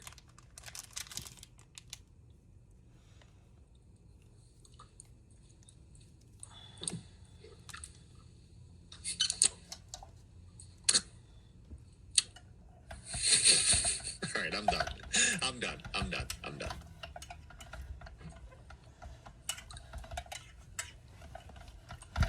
to the public is because the defense argued that any level of enhancements can be biased, although they are the same basic footage. The prosecution argued that the only difference is that we zoomed it and we put circles around it so you can identify the people that we're talking about. Nothing was altered on the video. He is obliterating Benny Johnson and Jack Posobiec. Thank you, Brandon. Thank you, dude. This is what we've been saying about this enhanced footage. Like, he is destroying his buddies here. He doesn't even know. Brandon, no, dude, the narrative is that the footage shown in the courtroom that day clearly showed Tyler Robinson. It was 4K, it was HD, it was nothing like we've all ever seen before. It was like reliving Charlie being killed all over again because you wouldn't believe how high quality this was. Dude, you have the narrative wrong. We've been saying here, consistent with what was described in court, what the enhancements were. It was the same exact video of the footage, except there were red circles, blurs, and some zoom. Should we try a bow? Let's try a bow. Destroying the Jack Posobiec, Benny Johnson narrative. Let's try a bow. The judge said, I'll play the unenhanced for the world to see. And we will not display the one that was enhanced because the world can enhance whatever they want with the base footage. Erica Kirk, as a victim advocate for her husband and her attorney, argued that in the courtroom, there's a big screen TV that's like 40, 50 feet away from where we're sitting. And if the video isn't zoomed, we can't see it very clearly. It is not fair that the victim advocate is in court and cannot observe evidence in a fair and reasonable way. So the judge ruled, although we put out the first video for the world to see, the enhanced that's not version going to will play work. for people This who is are in too court.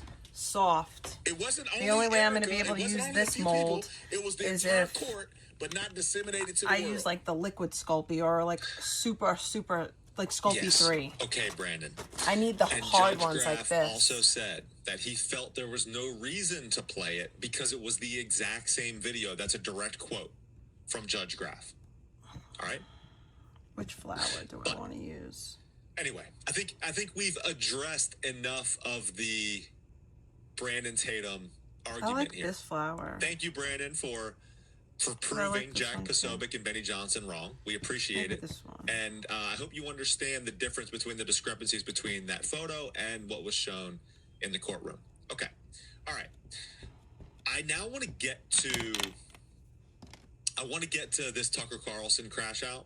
And this relates to something that Blake Neff has put out and a lot of these same influencers have been talking about as far as like people not being able to afford burritos and how we just need to suck it up. I want to get to Tucker's crash out and then get into some of the Charlie Kirk clips. And we're going to do that right after a brief break from today's sponsor, which is TWC. Guys, say bye-bye to receding gums. Gum recession is not just cosmetic. Millions of people deal with bleeding gums, tooth sensitivity, and even exfoliation. So basically, are Americans willing to sacrifice for certain policies to be implemented? All right. So you hear President Trump talk a lot about like, hey, like we have to go to this, we have to get into this war with Iran because America is under some imminent threat. And, you know, if gas prices are higher, that's just something that we need to deal with. And that's a sacrifice that we need to make. Okay. So the burrito question is like, okay, are you willing to pay $20? Are you willing to pay more for a burrito to have less? I feel like that's a little bit too big into America. All right. I feel like this one's a little bit too big. I'm going to have to do a smaller that says one. the new American dream is predicated on the twin demands we'll of do this infinite one. benefits and infinite low cost consumption. Can a people Maybe that one. accustomed to such rights be expected to have them clipped to accomplish a greater good? So can a people accustomed to such rights be expected to have them clipped to accomplish a greater good? Are you willing to sacrifice your rights to accomplish a greater good? Are you willing for things to be more expensive to accomplish a greater good? The answer to that, will determine the fate of the country. Now, this is Blake's take. It's easy to demand radical political changes, but until the people are willing to make small sacrifices, we will never make those changes. I'm sorry, that was a continued quote. That was the continued quote from the article that Blake is sharing there. And now the reason that I'm bringing this up is because Blake Neff, along with Andrew Colfatt, are the current co-hosts of the Charlie Kirk Show. And when we talk about betrayals, when we talk about the different direction of the current Turning Point USA, the Erica Kirk-led Turning Point USA, or the Charlie Kirk Show, this is a primary example. And those individuals, Blake Neff and Andrew Colfatt, have gone after Tucker Carlson because, of course, President Trump, the MAGA coalition, all of the Zionists on the right hate Tucker Carlson. They hate him. They hate his guts. All right?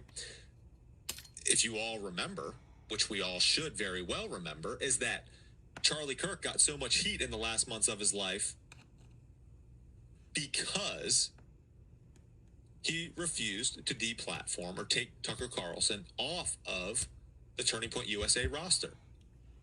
All right? He refused to not allow Tucker Carlson to speak at Turning Point USA events, and that got him in big trouble. It got him in big trouble with his donors. It got him in big trouble with his Zionist friends in the media.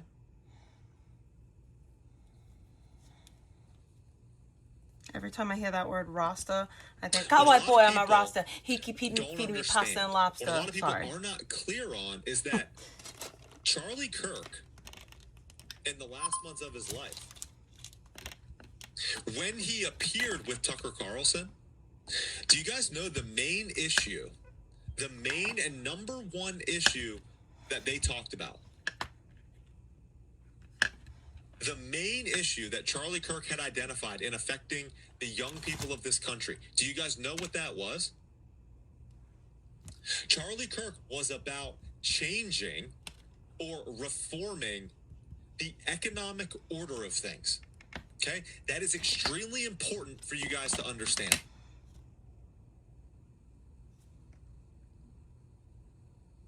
This take from Blake Neff actually exhibits the opposite of what Charlie Kirk was trying to do in the last months of his life. All right? This take from Blake Neff is consistent with the Ben Shapiro take or the Mark Levin take of you need to suck up these higher prices so that we can get things done here. Okay? You need to work harder. You need to pick yourself up by your bootstraps. You need to stop bitching and complaining about higher prices, and you need to get yourself to work. Okay?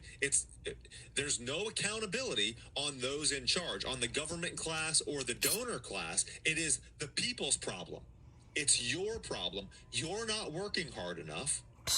Young people, we don't want to hear your complaints. You're not working hard enough. Suck it up. That's the argument that we're hearing. That's what we're being told by the Zionist right. Oh, this war in Iran is making things more expensive for you. Suck it up. Be quiet. Work harder. Retirement, that's a luxury. No. Just keep working. Keep working. This is what Tucker Carlson crashes out about. Take a listen. It's so good, you don't know how good you've got it. And if you can't see that, the problem is you. So stop complaining, bitch. You little whiner. Get to work. I was watching this earlier. Retirement? What? That's for ungrateful people. Get back to work. Eat your Del Taco. They're only $4.50. Your parents would have been grateful for a $4.50 Del Taco. Getting out after 18 hours in the spinning mill. They were only 9 years old. They didn't have Del Taco then. I apologize for the language on that. I forgot to edit it out, but you can see how fiery Tucker is getting about this. And this is an issue that Tucker Carlson talked a lot about with Charlie Kirk in the last months of his life, and this is an issue that Tucker is not giving up on. And why isn't Tucker Carlson giving up on this issue? Why is it so critically important? Well, let's go back to Charlie Kirk talking with Tucker Carlson about this on his podcast. Take a listen. Republican organizer, certainly among young people you are, and you deal with them and you wade into the crowd and you go to college campuses and you debate people and you have a tactile sense, I think, of what younger voters care about. And so I'll just ask you the obvious question, what do they care about? So there's a race against the clock that's happening right now. And I think President Trump is uniquely suited to fix it. He has to fix it, which is, can we reorder the economic reality of under 30s before dark political radicalization sets in? The economic reality. Correct. There's a topic that's never broached. Well, here we go. I never had Del Taco in my life. I don't know what that is. When Tucker Carlson and Charlie Kirk began talking about the reform of the economic reality, this really started to get them in trouble. And why is that? Why is that? Because the economic world order, how is it funded? What is the financial machine of the economic world order? Well, I'm going to bounce back now to the Tucker Carlson explanation that he just gave right after he went off on that rant. Take a listen. What's our military doing? Shut up. Not one moment of reflection or self-awareness even. Not one moment of asking the obvious questions about our own failures that the rest of us paid for, have gone into debt for. One of the reasons you can't buy a cheap burrito unless Mark Levin makes one for you, and we hope he will. We hope he has that can-do attitude that gets him in your kitchen rolling you a burrito for free. But in the event he doesn't do that, it's going to cost you more than it used to buy a burrito. Why? Because the country's too in debt. Why?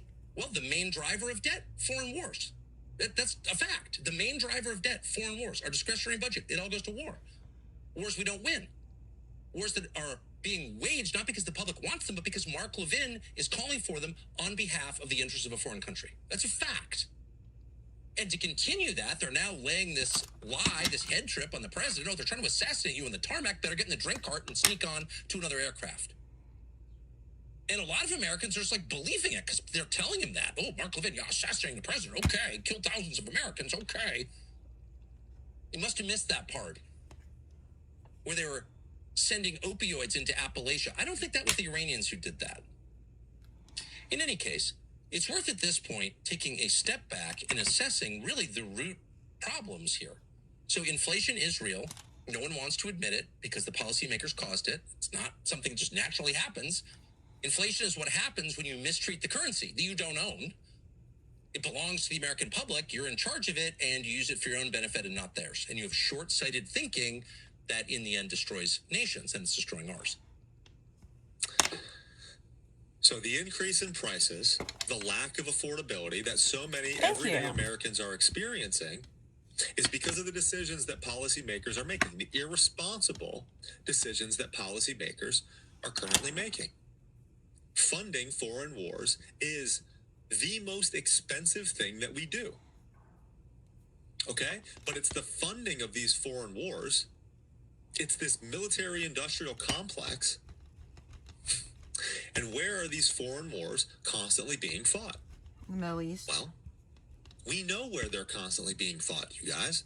We know where they're constantly being fought.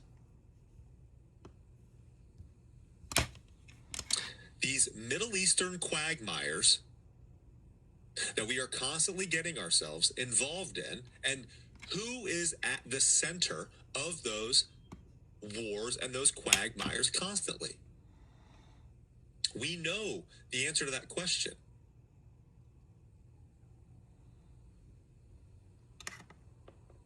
Israel is the driver of these wars in the Middle East. It is a financial mechanism. It's the military-industrial complex crank, that lever that's constantly being cranked to power the financial and the economic order of things. And who benefits? Who benefits from that? Do the everyday American people benefit? No. No.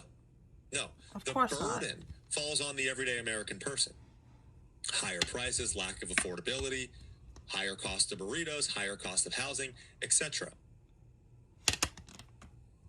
Okay? Who benefits from it? The donor class, the elitist class, the political class. They are the ones that benefit from this.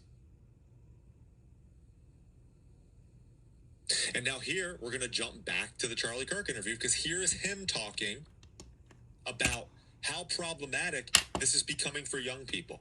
Okay? And he talked in that initial clip of President Trump being in the position where he had to fix this, where he had to fix it. And the problem is that President Trump has failed to do so, because he has gotten himself talked into continuing the crank on this military-industrial complex. Not everyone, but most people are missing the point of really what this is. This is yet another distress signal by young people to say, hey, if you're not going to fix our life economically, we're going to get very radical politically. Now let's take a step back. President Trump won the youth vote in many states across the country, in many battleground states. Now, Tucker, 12, 13 years ago when I started Turning Point, if you would have told me that a Republican running for the presidency would be winning the youth vote in Michigan and in Arizona, I'd say, no way. It's an incomprehensible accomplishment of what President Trump was able to do. One of the reasons he was able to win younger voters, and younger men, especially in big numbers, is that they were trying to get their leaders' attention. They said, hey, this guy, Donald Trump, he is pledging to go fix our economic anxiety. He is loud. He is going to get your attention. Donald Trump was a distress signal by a lot of young people, especially young men, that were stuck in a credit-centric renter economy. And again, this is what is the rise of Mom Donnie. It's just another iteration of this, only from the left, which is a credit-centric renter economy. Yes, which is the way that we need to focus, that we need to kind of frame this. And conservatives, I think I know why, are just so unwilling to have this conversation. And I'm not even going to get into what we should do about it. I think I have some good ideas. Trust me, I'm not a socialist. I'm a market guy. I like capitalism. I think markets are good. I think entrepreneurship is good. But we need to kind of paint this picture first, because I think I know this for certain, so many people in DC have no idea what I'm talking about when I bring this up to them. And secondly, a lot of people over 50 think this is a foreign concept, and they think, quite honestly, this is just the complaining of young people that don't want to work. That last thing that Charlie Kirk just said right there. Most people over 50 just think that it's young people complaining and that they don't want to work. What does that sound like to you? What does that sound like to you? This is the messaging that we're getting from the Ben Shapiro's, the Mark Levin's, the Zionist right, that the Erica Kirk-led Turning Point USA simply just regurgitates. Okay? Blake Neff is out there talking about how everybody just needs to suck up the higher cost of burritos. Oh, shizzle. Does that sound like the Duh. strategy that Forgot about Charlie the chrome, guys. Can't forget about the chrome. was pursuing, or the reform that he was desiring within the last year of his life? He reiterated it there again. President Trump was elected to solve this problem. President Trump was elected, and he was a hope for young people. He was a hope for young people to fix this problem, to get the American government back working on behalf of the everyday American person so that the American dream could continue to be realized, and that we could build the life in America. We could build our lives in America. We could have the pursuit of life, liberty, and the pursuit of happiness, and we could build ourselves up here in America as our parents, grandparents, their parents before them were able to do. Because they had a government, and they had a country, they had a nation that worked for the people, not for a small, powerful class of people.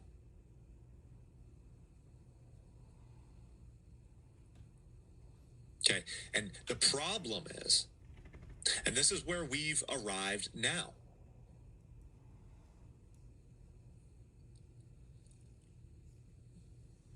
The problem is that we have a system. We have a system that continually turns. We have a machine. People have referred to it as the matrix, the machine, the system, the world order. You can use all of these synonymous terms that continually benefits the political and the elitist class, the donor class. The donor class controls the political class, and the political class implements policy that benefits the donor class. Okay? And then this crank up here continues to get richer and powerful, while everybody down here, which is the everyday American people, foot the bill for it. Our lives get harder, they get further and further ahead. So the harder that we work down here, the more it benefits them. And we're in a spot where, okay, maybe it increased for us a little bit, maybe it flatlined, but now it's actually decreasing. Because we're reaching a point of diminishing returns on the amount of work that we put in and how far we're able to get ahead. The problem that we're running into is that our current system, our current way of doing things, is reaching a breaking point. And our political class and the donor class, they refuse to listen or acknowledge, truly acknowledge the problem and what the everyday American person is going through. It's chrome. It makes it shiny. Up here, where they don't live by the same standard and the same rules as the rest of us. This is why they can do things like use their media mouthpieces to just spin propaganda, to come up with whatever narrative they want to shove down our throats. It's why they can mandate that we get a certain vaccine in order to protect the public good, for our own good, right?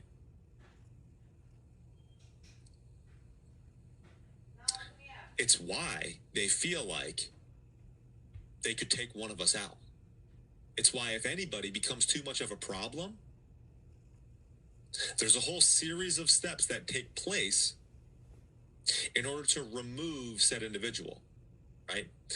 Censorship, diagnosing, labeling as crazy, psychotic, insane, delusional, calling people conspiracy theorists for questioning narratives and propaganda. And then worst case, if you become too much of a problem, if you become too much of a problem, too much of a threat, Go downstairs. Go like this dude. Now. Go downstairs. Like this dude right here. You're out. You're out.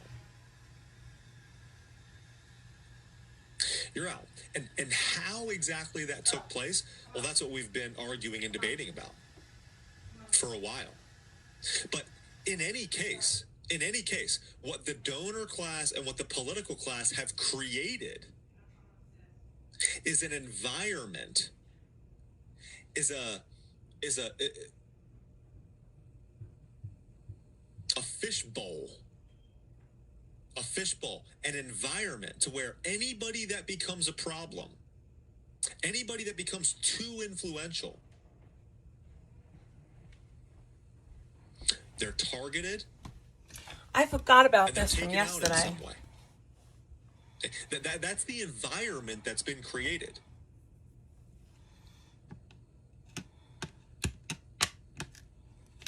If you become too much of a problem to the status quo, to the order of things, this environment that has been created and concocted by those up top operates so that it gets them out, so that it gets you out. There's policies in place, there's division, there's chaos mechanisms in place.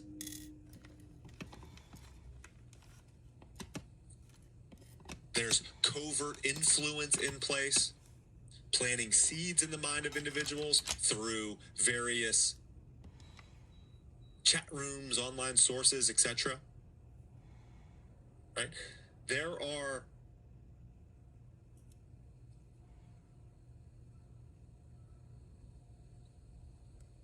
what's the right word?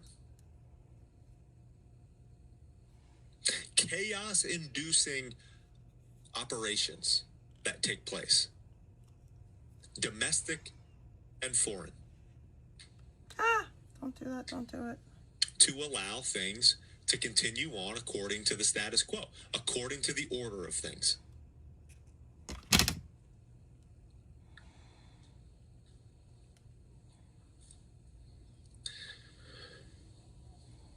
I want to bring this last clip here in from Charlie because it's just so incredibly powerful.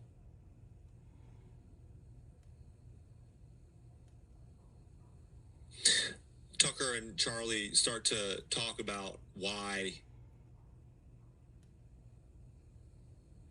so many young people are becoming more interested in Christianity, specifically more orthodox phase of Christianity, lowercase orthodox, original traditions of Christianity. And listen to Charlie's answer here. There is one really good trend, and it's not because of baby boomers, and it's not because of our leaders. It's not. I guess that. Well, no, it's men. Young men are going back to church. That is legit. That's happening because honestly, it's the only thing that they can find. It's a life raft in this just tsunami of chaos and disorder. So I get asked all the time, well, why are they going to the Catholic Church? Why are they going to Orthodox Church more than the Evangelical Church? And I'm evangelical. I'll say, well, first of all, they want something that has lasted. They want something that is ancient and that is beautiful, something that has stood the test of time, something that's not going to change, something that's all of a sudden not going to all of a sudden just flip around and have some sort of, transgender story hour. So that's a really positive trend in the midst of all this. So that's my great hope is the spiritual hope that the young men that are lost, and if any young man is listening to this right now, like stop watching porn, stop, smoking weed, stop drinking endlessly. Find yourself back to church. That will reorient your life. I agree. And do what the church tells you to do, right? Find a woman, marry her, provide, have more kids than you can afford. That's my advice for young men. Yes. Don't play the victim, even though you legitimately can play the victim card on everything we've said. I agree. The mindset of a victim is parasitic to your soul. I agree with that. I can't get the... Charlie's explanation for why young men in particular are going back to the more orthodox phase, and he brings up specifically in his own words like the Catholic Church or the Orthodox Church, is because people are craving a life raft and they want something that has lasted the test of time. He brings up some of the issues that have come up within many evangelical churches, and that it has degenerated into relativism.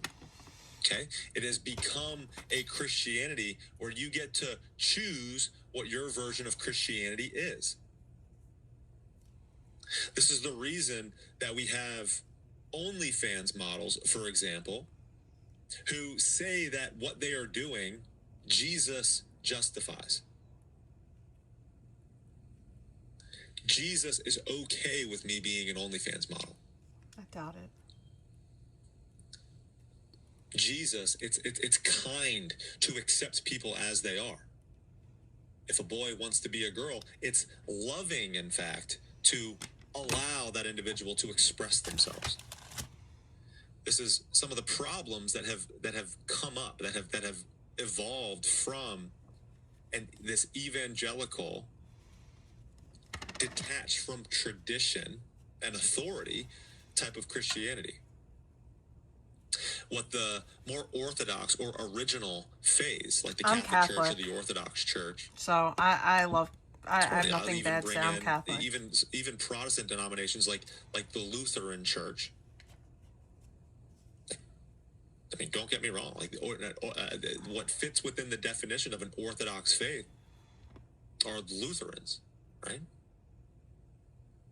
Any faith that abides by the Nicene Creed. I mean, the Apostles' Creed even earlier, but the Nicene Creed.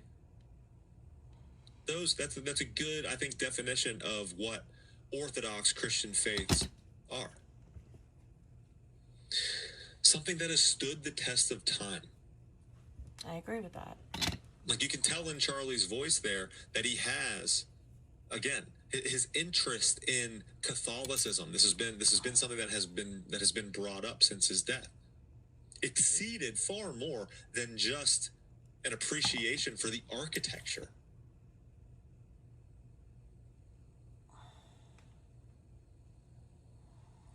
There's something to be said about that which stands the test of time, that weathers the storms and the ups and downs of the world. Something steady, and people need that, but they need it because it's the alignment that they need. They need the alignment with the truth. They need the alignment with God. They need the alignment with objective reality and objective truth. Truth is not something that we get to determine. It's not something that is subject to our whims or our own interpretations. It is objective. It exists outside of us, and we must conform ourselves to it. I agree. And when we continually conform ourselves to the objective truth, this is what results in human peace, stability, thriving, prospering. Shit. Okay, we live in a time where people have drifted away from the objective truth because we've become our own gods. We become our own interpreters of what the truth is. No, that leads to misery and chaos. We've seen that. We've seen that time and time again throughout history. No, it's when we as individuals and everything that we do and create, our organizations, our institutions, our nations, our government, our civilizations, when they are aligned with objective reality, with objective truth, when they are subject to objective truth, when we hold ourselves beneath, when we I never said anything remotely close to that. I just said I'm Catholic. That is when we can thrive. I'm going to heaven because I follow and thriving Christ. And prosperity come. I just appreciate Catholicism. I would add to what Charlie says there, because I'm Catholic. Many reasons why. I hate that Protestants always try to shit on Catholics. Interested in these more traditional faiths is because also too the life that they produce for individuals. Like, it's not even necessary. We're all Christians. A proven, stable, and meaningful life path for men and women is one of marriage and family and having children. And the traditional roles of the father going out, bringing back and providing and protecting for the family. That imbues a husband and I just don't like it. Like, it's like we're all Christians. There's no reason to cut down somebody else. It's aligned. I'm a Catholic because I believe in the fullness of the Eucharist. I believe It's, to be, it's what's best for for him, me, I and it's believe that what's I need best to for literally the consume the family flesh and the of Christ wife to be with him. And the that's children. why I need, that's one of the reasons why I'm Catholic. When a mother, The when body a of woman Christ. has children and she cares for them, right? And she doesn't outsource her motherhood. And we see the feminine genius come to life. Right? I'm not saying that women should never enter the workforce. Of course there's a role for women. But I believe that role has its certain time periods and phases of life where that becomes more useful. I hate being a mother that works, but it is what it is. I have no choice. If I had a choice, I'd be home. Woman and the wife's role. Wow, these are different flowers. In being a this is just a charm. This doesn't go with this one. For her husband and taking care of the children. It imbues her life with meaning and stability. And then it does the same for the children. And when every single one of us commit to that worldview, and we do it again and again and again and again, every individual, every family unit aligned with God and how we were made to be, every single one by one, then creates a neighborhood, a community, a state, and a nation that is ultimately aligned and on the path towards its potential. It's the degeneration or the misalignment or the redirecting from the goal, from God, that results in the chaos, the malevolence, the evil that we see in this world. I agree with that. All right, so people care about these things because people care ultimately about objective truth, and they care about living stable, peaceful, meaningful lives. And the proven way back to that, the proven path,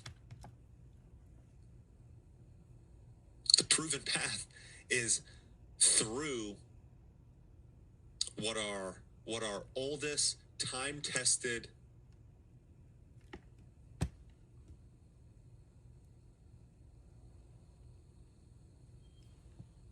church brings to us. I agree with that too. Before there was a Bible, let's finish up with there was comments. Christ Church, so that's important to say. Danny Crab says, "Nice haircut. Thank you. It's good to be back and cleaned up a little bit."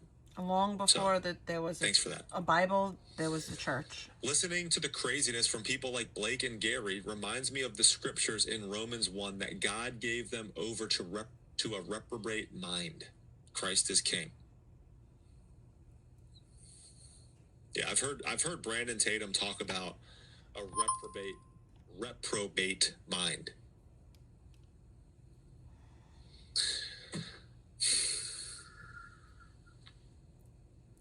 Misalignment for whatever reason, right? For whatever reason, like God gives us free will. God gives us free will to choose him or not. And some people can be victims of the world. Some people can be duped, deceived, right? It happens a lot. You know, it happens to people who strive to stay aligned with God. But the point is that we live in a constant state of discernment so that we can recognize when we are misaligned, so that we can realign ourselves. I mean, that's a critical mechanism of free speech or of truth-telling in a society or amongst individuals, is that of correction. To remain humble is to remain open to correction. I agree with that. And I think that if you're in the good faith pursuit of the truth and you're not trying to win an argument or win a debate or just be right? Like an individual that is so sure that they are right, and don't question anything, like that is a telltale sign of tyranny. That's a telltale sign that individual's in the wrong, right? Humility, remaining open to correction, remaining in a state of discernment, because we know that we in our human capacity don't understand everything, is the most important place to be. Like, that's where I feel like we should remain. We should remain in a place of discernment and skepticism of the things of the world. And it is just totally and utterly shocking to me that, especially as it relates to this Charlie Kirk case, that so many people have forgotten that. And it's just, it's increasingly shocking to me because of everything that we've been through over the last... Right now I'm glazing it. So that's what this is. This is glaze. Yeah, many years. Over the last many years. I'm going to go wash this out because it'll get really sticky if I don't. Zach, do you trust the defense?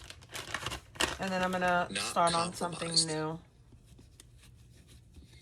The defense, like the Department of Defense, the Department of War? Do I trust the defense? Ain't in a case. I mean, I guess if we're talking about the government defending us, or if we're talking about the Department of Defense, the Department of War, if we're if this I think they're talking about the Charlie Kirk case. About the never-ending foreign wars or the continual quagmires in the Middle East. I mean, there are aspects of our defense that I trust, that I think are needed, and there are aspects of our defense that I do not trust and I think are not needed. I think it's a both and, like, and I think that, again, I think that's the right place to be. I think like a nation needs defense. A nation absolutely needs defense. Like, we need to protect ourselves. We need to be able to protect ourselves. But we also should not engage in certain things when it comes to defense. So I think it's both. I think the answer to that is both. Like yes and no. Yes, and I mean, there are aspects of it that are needed, and there are aspects of it that are not needed. And I want to thank all of you guys who left gifts here as well. Jameson, I never had any interest in having kids. I find them annoying. Should I have them anyway? I appreciate the honest question. It's I appreciate the honest Eve. question. I love my kids, but my kids can be annoying. Cleaning the clay station. Heck yeah. I gotta clean it, otherwise it'll get dusty. I never had any interest in having kids. I gotta go get it. Just ended. I heard it beep. See, I've always had interest in having kids. You know, let me explain this though. I'm going to explain this to you, and I think this is a take that I was talking with my wife about a little bit. Okay, so look, I'm obviously a man. I'm a man, and I am a husband, and I am a father. And I was talking to this about some of our friend group. I think that it is a positive thing that men typically get more annoyed or more quickly annoyed by the things that their children do. From what I've noticed is that a lot of the men that I am friends with that have grown up, they typically had dads that I want to say I don't want to say hard, but I want to say like the dad had standards. The dad held them to those standards. The dad expected certain things of them. They expected certain manners or behaviors from their children. I like these. And when the kids did things that were out of line, or when the kids did things that were annoying, Fresh out the oven. Typically, when you do annoying things around your dad, like you get pretty quick feedback from your dad, right? These from are the father figure pretty in the cool household. looking. I found that children that do not have father figures in their home tend to have a baseline of being annoying that is significantly higher than those that do have a father figure in the home, right? So the father being annoyed of the children, I feel like is not like, it's not a negative thing necessarily. I actually think it's actually fairly, I think it's better for the children. I think it's better for the kids. Women to your credit, you have a much higher capacity for some of the annoying things that kids do. Right? My kids will ask my wife all sorts of questions, and she'll just entertain those questions for way longer than I do. All right. Like my kids will ask, I'll get one question. And I'm like, all right, that was stupid. And then I'll get a second question. Then I'm like, all right, no more questions. My wife is like, she'll take them for hours. Right. Like women's capacity for some of the more annoying things that children do, I think is way higher than men's. Than a male's, than the father figure. Where's the other glass? Nobody talks about this, but I think men finding some of the things that children do annoying is normal. I think it's a pretty normal thing, and I actually think that it's something that's fairly helpful, and I think it's actually good for children. Again, you can obviously you remain aware of how you're treating your children. You love your children, but I think the shorter leash that men have for some of the things that kids do is fine. I think it's a normal thing, and I think again it's okay. I think for men to find some of the things that children do annoying, because it is children can be annoying. I agree with you. I never have any interest in having kids. I have a bunch of crosses. I want to give them away. You guys have to. I guess that's a valid point. Let me know who wants one.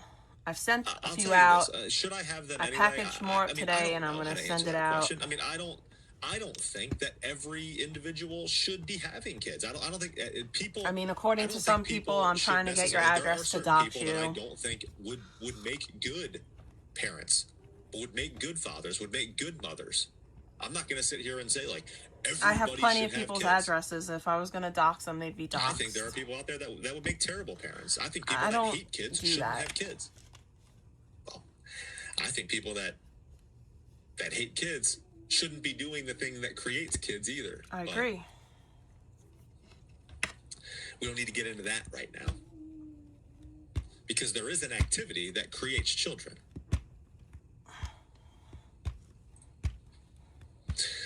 I'll just tell you this. I'll tell you this from just my experience of having kids and things that I've experienced. While I totally am with you on, kids, I miss having a husband. Require more responsibility. They require you to I miss being a wife. Get outside of yourself. Like my days really wanted to have more kids because I have kids. When you don't have kids, you have freedom of time, freedom of convenience to go about your days however you want. But that doesn't mean that that's a good. It doesn't mean that's a good thing. That doesn't create meaning, right? Having convenience in your life and having flexibility in your life doesn't create meaning. And I'll say this: despite losing some of the things that made my life more flexible or more convenient, having children has brought about by far, some of the most profound and meaningful things in my life. My life is imbued with way more meaning and fulfillment than it is having kids versus when I didn't have kids. True that. Along with that meaning and fulfillment comes more annoyances, less convenience, a busier schedule. I'll send it to you. Email me. More fears, more anxieties. Yeah, I'm gonna look into Etsy. I'm gonna look into it. Something happening to your children. I mean, I'm sure I could figure it out. This story that's been in the news of this Lindsay. I was able to figure out Poshmark. Who had. I'm sure Etsy's no different. Who did that terrible thing to her children. Stuff like that becomes brutal. Stories like that become brutal when you have children. Yeah, I set up my Poshmark. So I lose sleep at night. And mental health and as far as being obsessive about some of these things is something that I try to keep under control. But these news stories of things happening to to children when you have them become way worse. Yeah, I agree. Way worse. So again, there are things that come about. Your life changes once you have children, but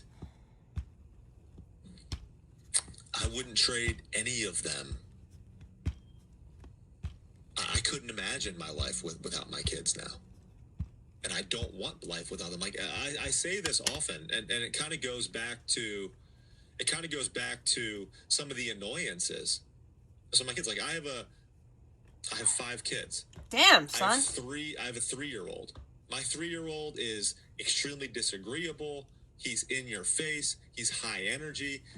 He's a physical touch boy is what we call him. Like he likes to nestle. He likes to wrestle. He is in my wife's ear all day long. And when I get home, my wife's like, you got to take, we call him Jude. We call him Judy. You got to take Judy with you. You got to take Judy with you. Judy's got to go with you to practice because he's been too much for me today.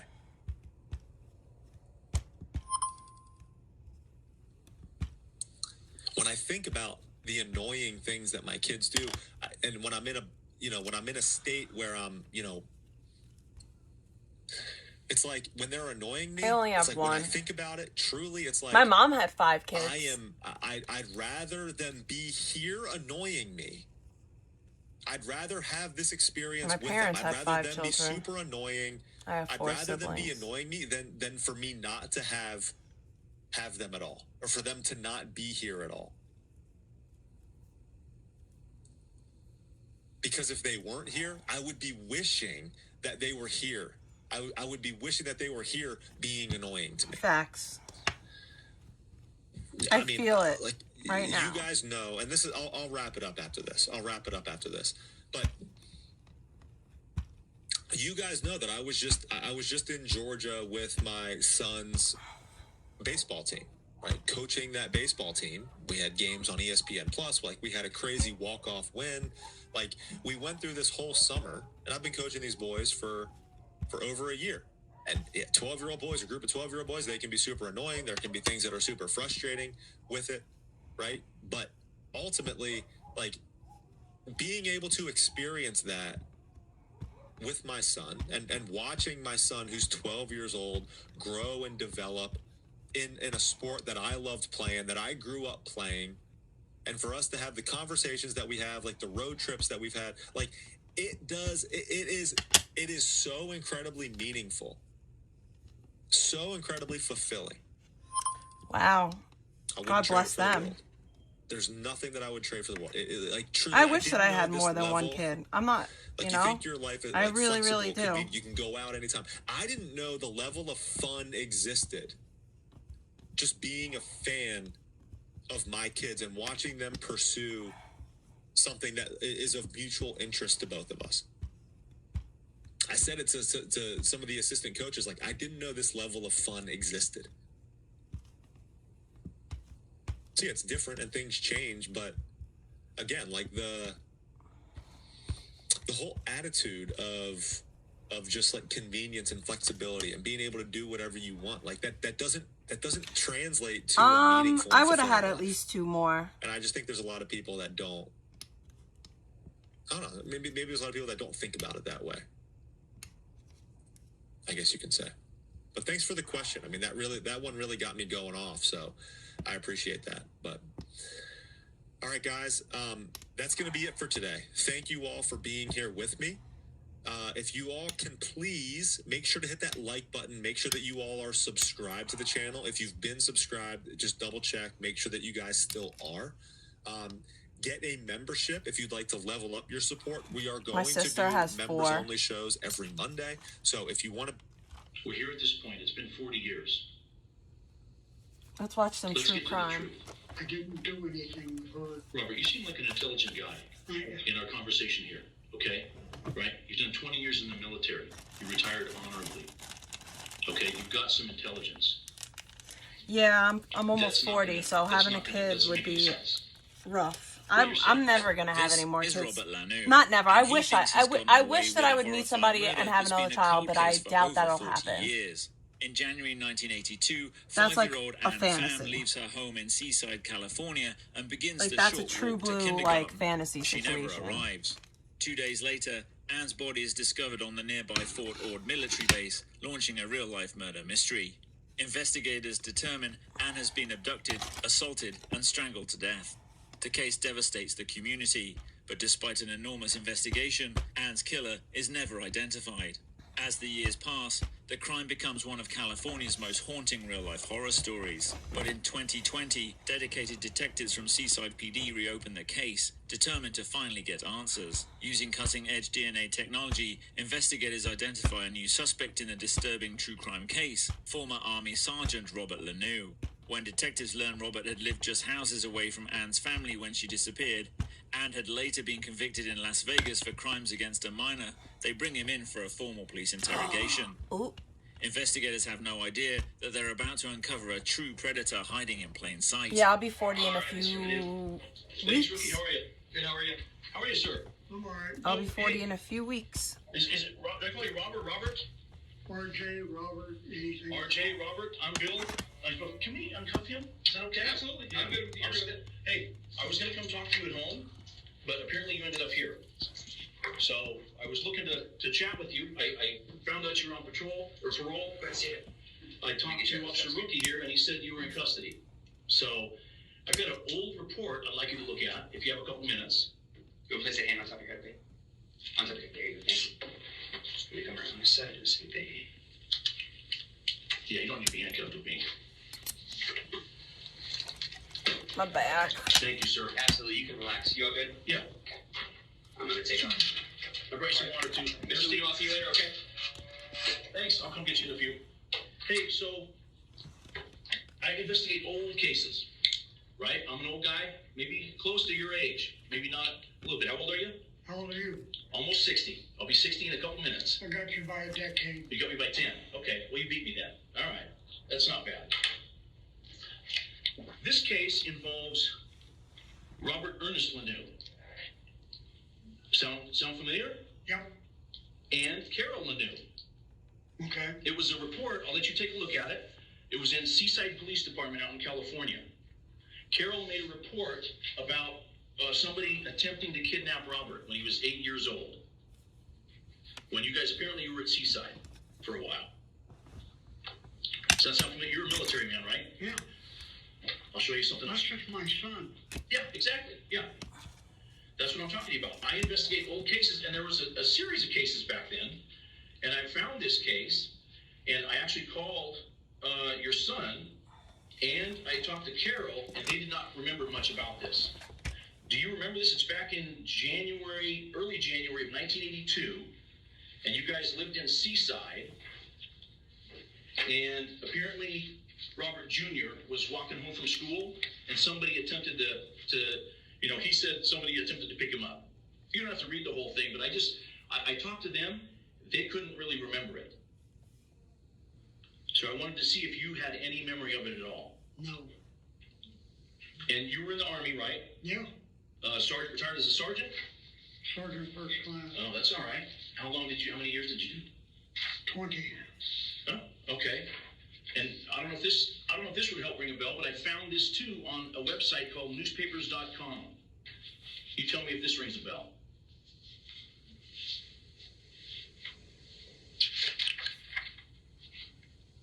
Maybe you never even saw it back then. No, I remember this.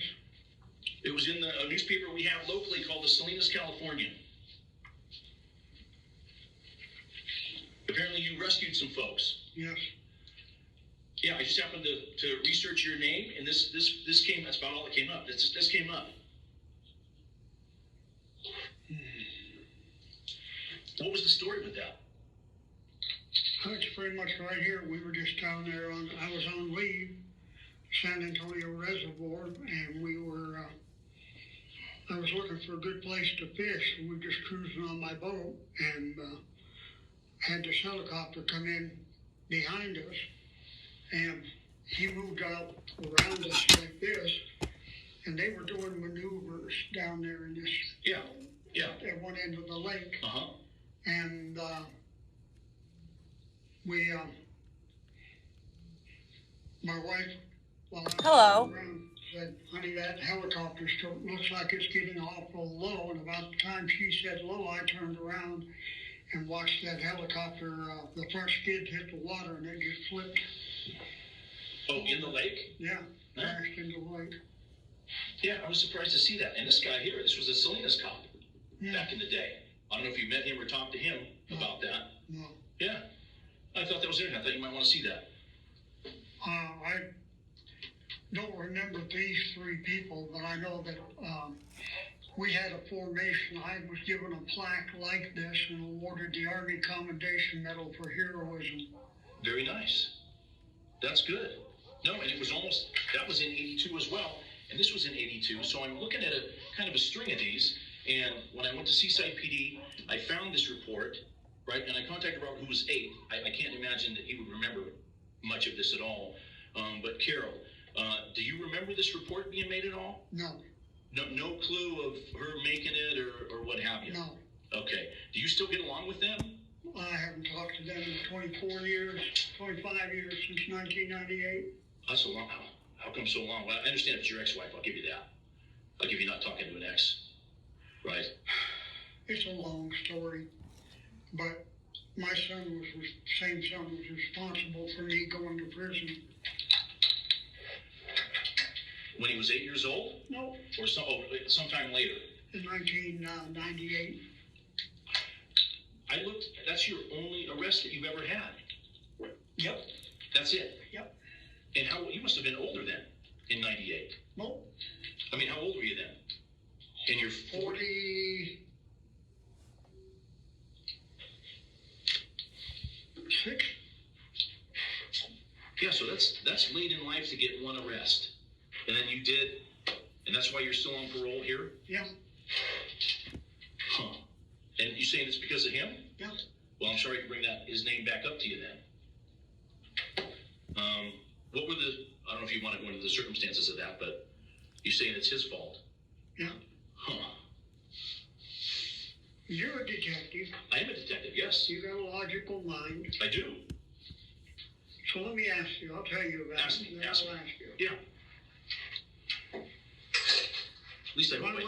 My wife and I were renting a 3-bedroom house. Okay. Didn't have much of a front yard, but it had a nice backyard with a good lawn, and it had 6-foot brick wall around the back. Where's this at? Las Vegas. Oh, okay. My son had married an ex-exotic dancer with 2 children by somebody else. And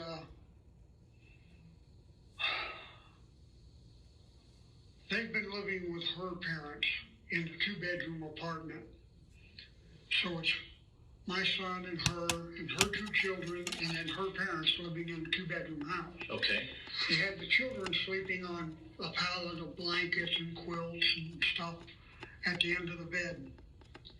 And her parents decided to move back east and told them they didn't have any room for them. Okay, this is his wife? Okay. My son and his Gotcha, kid. yeah, okay. So they were going to put them out on the street. And my wife and I decided that we'd let them stay with us. Because... That's good of you. Yeah. So we did. They were supposed to pay us just $300 a month in rent. But neither one of them had a job or could keep a job, so we ended up not getting any rent money.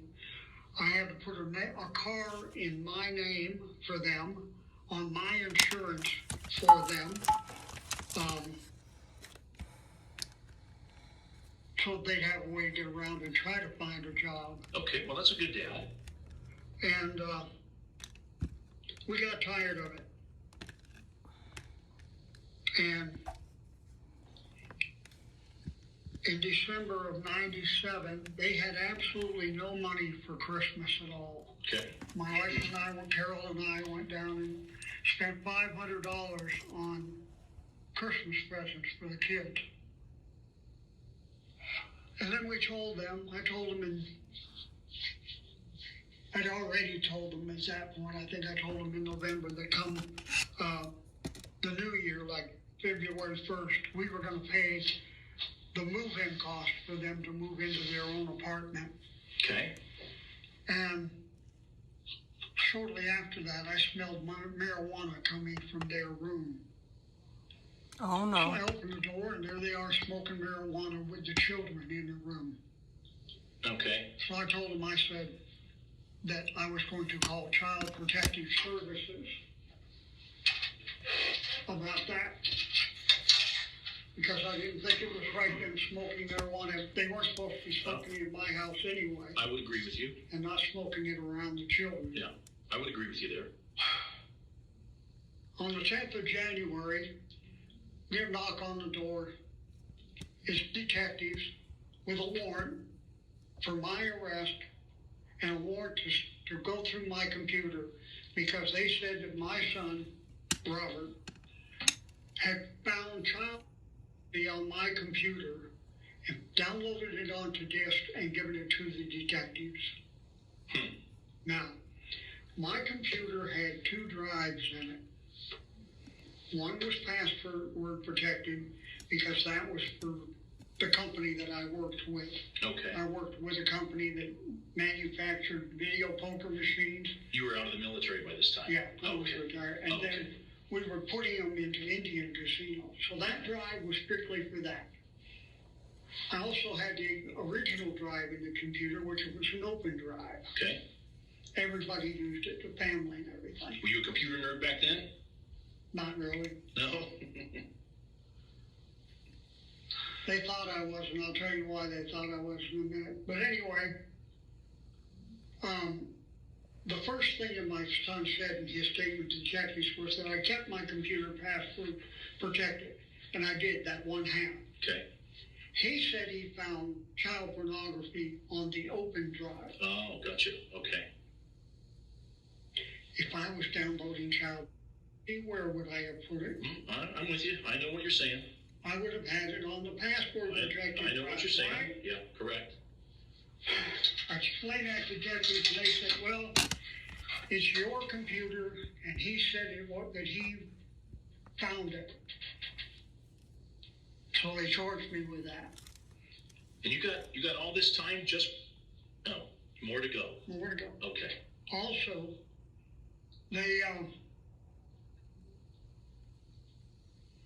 before that, in the summer of '97, when they were living with us, the kids were out playing naked in the backyard.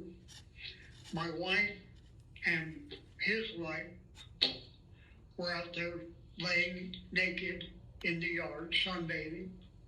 The little girl suddenly jumped up screaming and holding her crotch. That's weird. All of that's so weird. So her mother grabbed her, runs in the house with her, and then she yells at me because she knew I used to be an EMT. And she's holding her daughter on her lap, using her legs to spread her daughter's legs apart. She reached down and she spread her daughter's was open. Okay. And says, can you look at this and tell me what it is? Well, she had a small little bump, red bump, next to her. Okay. I told her mother, I said, there's no stinger, so she evidently got stung by an ant while she was sitting in the grass. Yeah. She said, well, do you have something we can put on it? I said, yes. I went and got a tube of white cortisone cream and handed it to her. She said, I can't hold her like this and put it on. Can you put it on for me? So I did. They also had, while the kids were outside sleeping on a blanket underneath a tree, naked, and my wife and my daughter-in-law were out there also sunbathing in the nude. That's something you did, though? Yeah. Okay. And so she asked me if I would take a picture of the kids so she could send it to her parents because she thought it was really cute. Okay. So I took a picture of her. So when they came and arrested me for the child, they talked to my step-granddaughter, and she said that I rubbed white medicine on her pee-pee. Okay. I did. Yeah. The white cortisone cream. Okay. My daughter-in-law says, oh, I didn't know anything about that. The picture they asked me to take, yeah, they said, we didn't tell him he could take that picture. Oh, son of a gun. All of this because I was kicking him out of the house. Oh, I see. Okay, I see what you're saying now. Now I see where you're going. So I got charged with multiple counts. But anyway, Hey, you must have. they took it down to, they said if I pled guilty to one count of possession of child, and one count What a of use sicko. of a minor, and one count of use of a minor in production of that I would get 5 to 15 years on the charge. Use of a minor production. But if I didn't take it, they were going to charge me with sexual assault on a minor under the age of 14 because I rubbed my finger between her lips when I put the hydrocortisone cream on her. And in the state of Nevada, that constitutes penetration. That's what I was just going to say. That's what I was just going to say. So I took the deal. I did 20 years in prison. Man, for your first arrest. Yeah. Oh, what a creep. So you haven't talked to them since? No. And I take it Carol divorced you at some point after Oh, yeah. that? Yeah, about 3 years. Huh. Wow. That's a long road. So you just got out now? Got out about 3 years ago. About 3 years ago. Okay. Yeah, that's a chunk of your life, Robert. That is a chunk of your life. What do you... Well, I feel sorry for you on that one. Didn't try to fight it with your attorney? I didn't know any better. I had a public defender. And he told me that I wasn't going to get a better deal and that I better take that deal or I was going to look at time for the possession of time for the lewdness and 20 to life for the use of minor in production. What happened to the 5 to 15? Yeah. You got 5 on top of that. Well, there were 2 sentences possible. 5 to 15 or 5 to life. Oh, okay. Now, my plea agreement said 5 to 15 years. But at my sentencing, the judge said, no, I'm not going with that. I'm going to go with 5 to life. Because I think you deserve it. Wow. Yeah. Wow. And that's why you're sitting here today. Yep. Well, before that happened, before 1998, I guess, was life reasonably well in the military, a good military service? Yeah. Thank you for your service, by the way. That 20 years is pretty good. I was retired honorably with, like I say, I had the Army Commendation for heroism and... From this? Yeah. This looked pretty cool, actually. It looked pretty good, so... I don't think they had pictures of us at the military formation that we had. These were the civilians that... Yeah, this is the Salinas, California Yeah, newspapers. those were the ones that took care of them after we pulled them out of the water and... And they survived? Yeah. Oh, very good. Helicopter went, there's probably no water in that lake right now. I don't know. With the drought going on, I'll tell you that right now. There's probably no water in there. How long I don't like this. I messed it up. I wanted it to be thick and I made it too thin, so now I gotta restart. Did you do your basic there? Yeah. Okay, because I grew up over there, so I did basic there in 1970. That pissed me off. Oh, this was... Oh, you came back. Yeah. You came back over there. Oh, okay. 1970. Shoot. Yeah, I came back in the service in 1981. I got out for 33 months. Came back in 1981. And then... Ew. I retired from there. Okay. In 90... I don't want to hear this old creep, man. I think, no, 93. 93. I'm not gonna ask him to do nothing else for me because it's just really sad that Newt and Maj is getting so much hate just for helping me out. I need a back massage.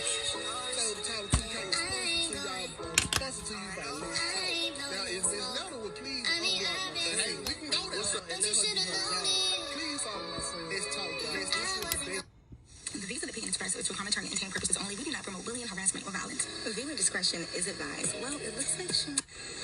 Hey, you guys, and welcome back to Let's Talk Blog 2. Now, I already know that y'all been seeing what's been going on with Queen Up. Well, it looks like she done went ahead and went online, and she was waiting for a messy March to come so she can go ahead and get a car seat. But you guys, this live was actually everything, because once Nup joined the live, once again, Queen Up was able to get a reality check.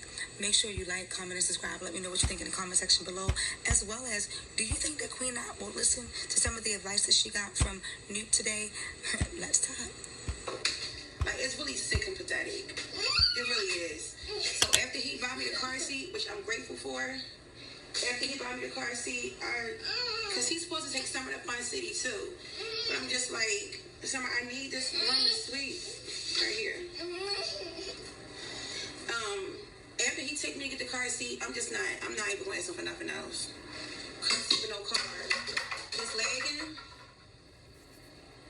You need a car seat to leave the hospital. Is the live lagging, y'all? If you don't have a car seat, they won't let you take the baby. Or is that person just saying it?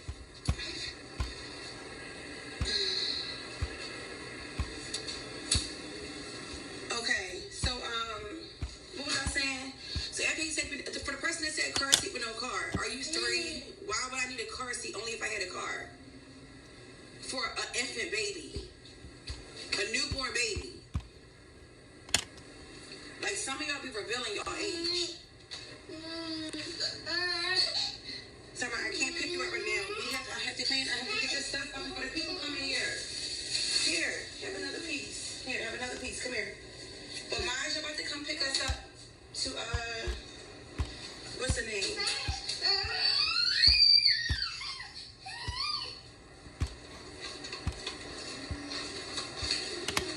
I don't want to watch that crap either. On December the 13th, Hi, Christine. 2015, I emailed you the body earlier. of Kashina Anderson would be removed from the South Platte River, just north of Sterling, Colorado. Local law enforcement received an anonymous tip that the woman would be found in this location. The caller attempted to disguise both her voice and her number from authorities. The 29-year-old woman had last been seen 9 days before, on the 4th of December, getting into the truck of a local couple, but she would never again be seen alive. On the day after finding the missing woman, the authorities tracked down the couple, Desiree and Vernon Remenschneider. They would first interview Desiree.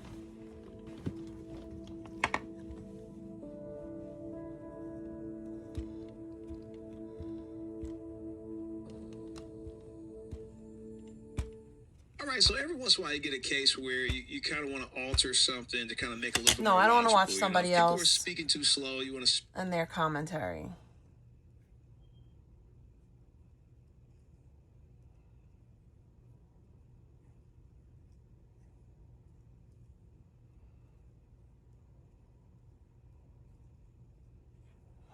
He explained to me yesterday that they said that I was following people around,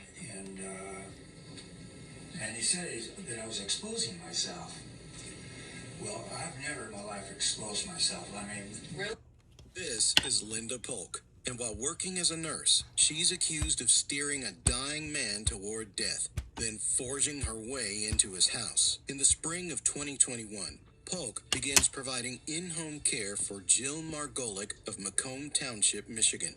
For a few years, her role stays simple, caregiver to an aging client. But by early 2024, Margolick's husband, 78-year-old Steve Zarnowitz, starts to decline as well, and Polk extends her services to him too.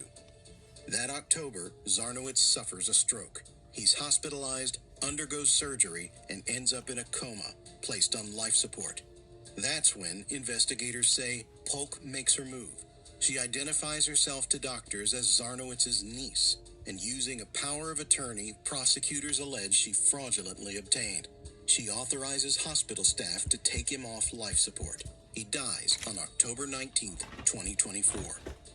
Zarnowitz's real Oh my family isn't goodness. told he's gone. Is he at least Polk feeling never good? identifies Like, is he him and okay? has him cremated without their knowledge. I really hope With so. him out of the way, she allegedly turns to what he left behind, forging a quitclaim deed on his home, embezzling money, and opening and using credit cards in his name, racking up more than $10,000 in fraudulent charges.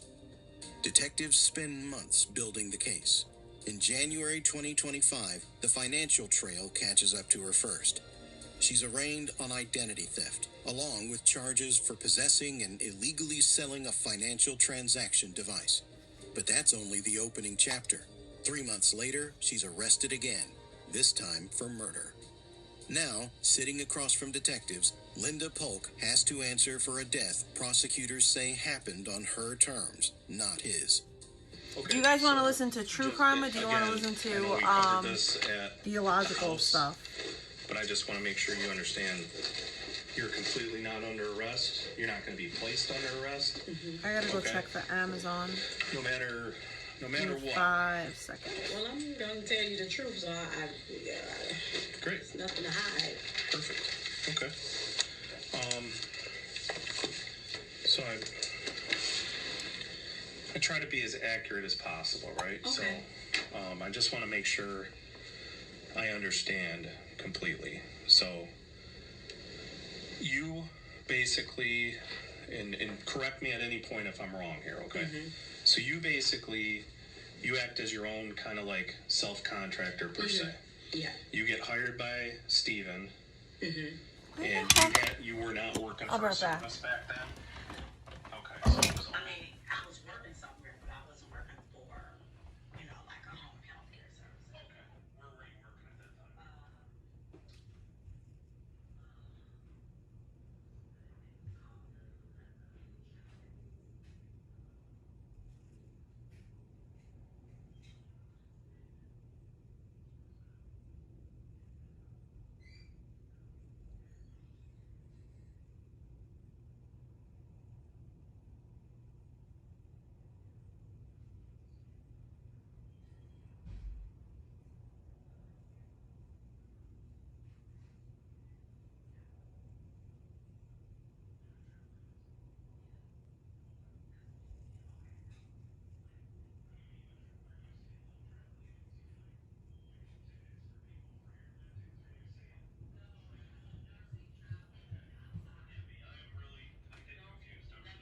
Let me be clear. It's a nursing travel. So what it does is, like facilities, like during COVID, they employ agencies to help get extra staff so that they can have staff. So it's kind of like a temp agency for nurses. Yeah. Sort of like that, Yeah. right? Yeah. So if I'm a company, if I'm like, I don't know, St. John's Health, and I say, hey, I'm short nurses, then I can call this agency who you work for, and then they might send me you or whoever else. I got a gift from a supporter, Facilities you were working at. so we can make magnets now. Yay! So I got magnets and magnetic tape, so we can make magnets now. Okay. I'm so excited! Conversation with Steven, obviously. Yay! So he decides to hire you. Magnets! And at that point, you said it was a written out. I'm so excited.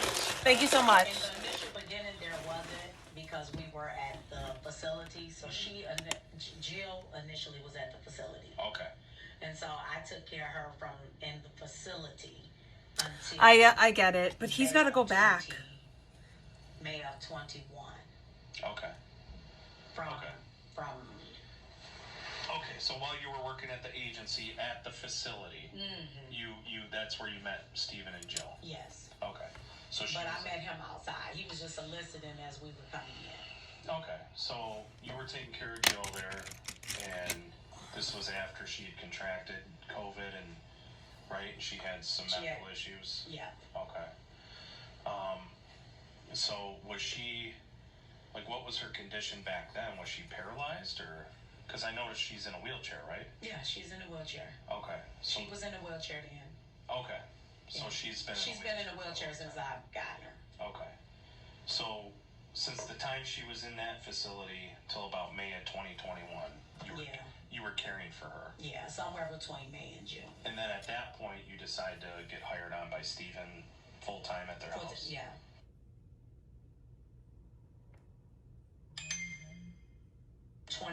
From May of 21 till July of 2024. Okay. Why did they move out here? She wanted to move, and so I said, well, move close to me. And they were like, okay. So you said you bought that Rivergate house 2 years ago? Yeah, my husband did. Your husband did? Okay, but you guys were together at that time? He bought the house first, and then we got together. And then you got together? Yeah. Okay, so you weren't dating when he bought that house? No. He's owned it, though? How long has he owned that house for? Since 21. I don't know the exact date. Okay. Yeah. Okay. And I'm sorry, I forgot. He does construction, right? What company does he work for? He worked like for the union, like the UAW. Is that what it's called? Oh, okay. He's a union carpenter? Yeah. Okay. All right. My husband was a union carpenter. Assurance she's not under arrest, no matter what comes next. A classic minimization tactic meant to lower her guard before the real questions arrive. Polk answers by insisting she has nothing to hide, a phrase common among both innocent and deceptive subjects. What follows is methodical scene setting, how she met Stephen and Jill through a nursing staff agency, and the caregiving relationship that grew from it over the years. Notably, the detective also quietly probes her husband's property purchase, an early sign investigators are already eyeing the finances. Okay, so he owns that house. You guys get together, that's when you move in the house? No, he bought the house and moved in. I met him, and then you dated? I didn't move. Yeah, we did. Yeah. Okay. I moved in actually right before we got married, and then I moved out, and then I moved back in. I gotcha. All right. Okay. So tell me about.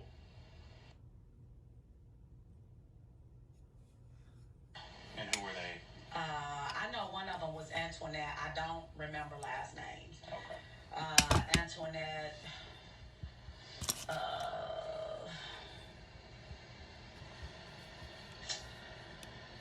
It was a few of them. Steve had a couple of people. I can't remember all their names.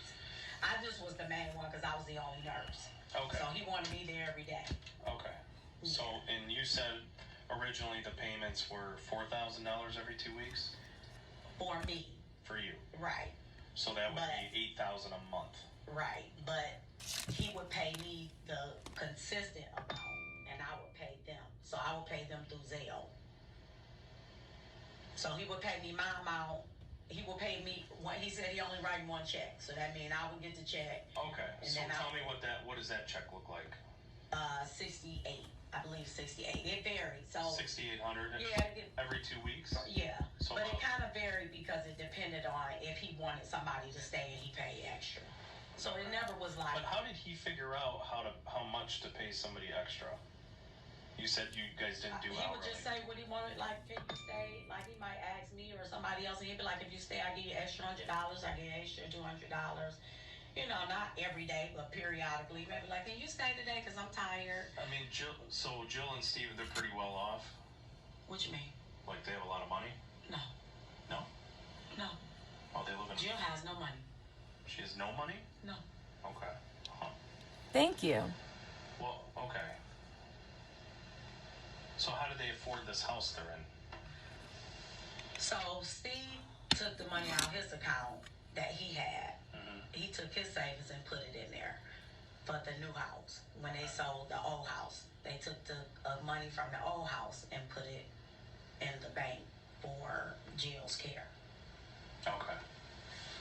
So okay. So who?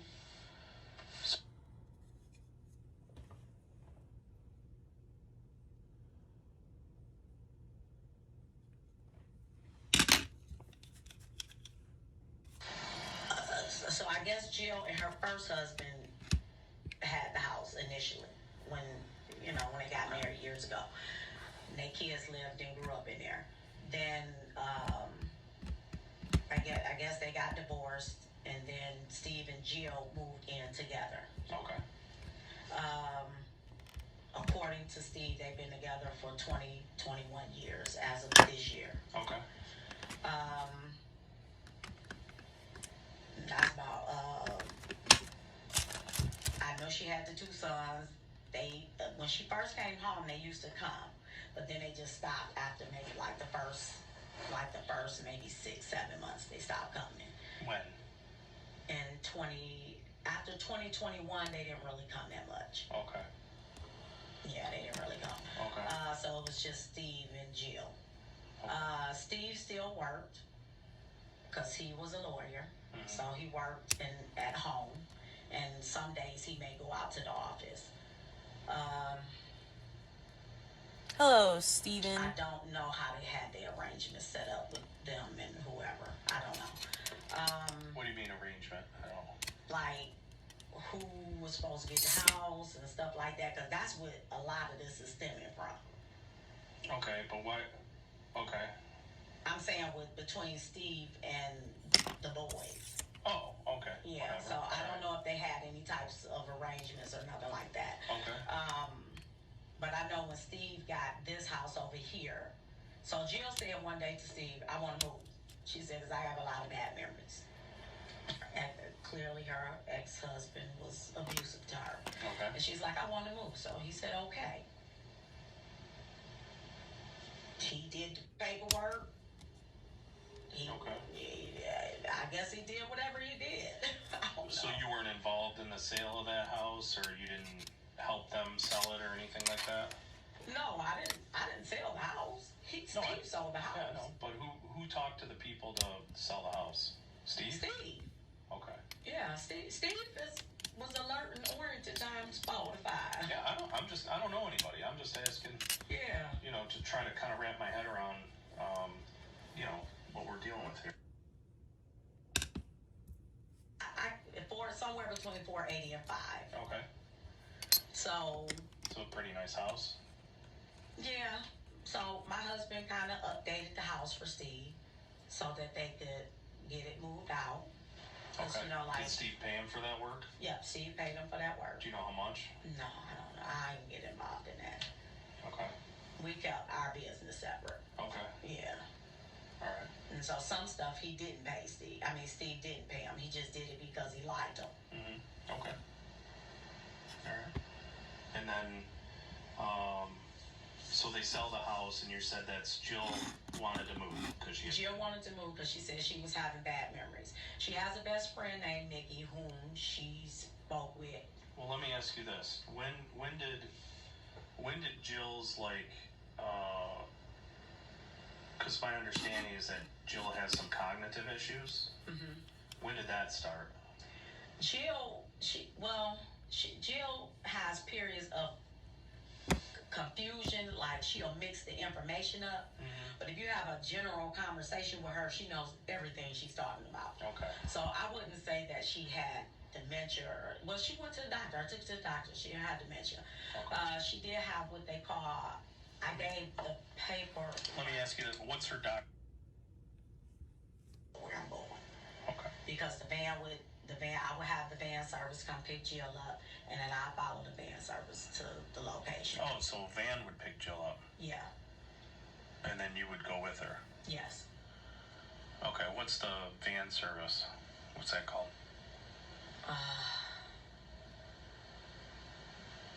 One stop. One stop? Yeah, one stop van service. Okay. Okay. So would Steve ever go with her to any of these? No. Okay. When did Steve? Well, no, that's not true. He went a couple of times. Okay. But did he drive? Yeah. Up until when? Up until June. June? Up until June, because he had a fall and he hurt his leg. Okay. Yeah. So he stopped driving after that? Yeah. Okay. All right. Okay. So Do you know why he was falling? No, I did take him to the hospital. They checked him out. They said he was fine.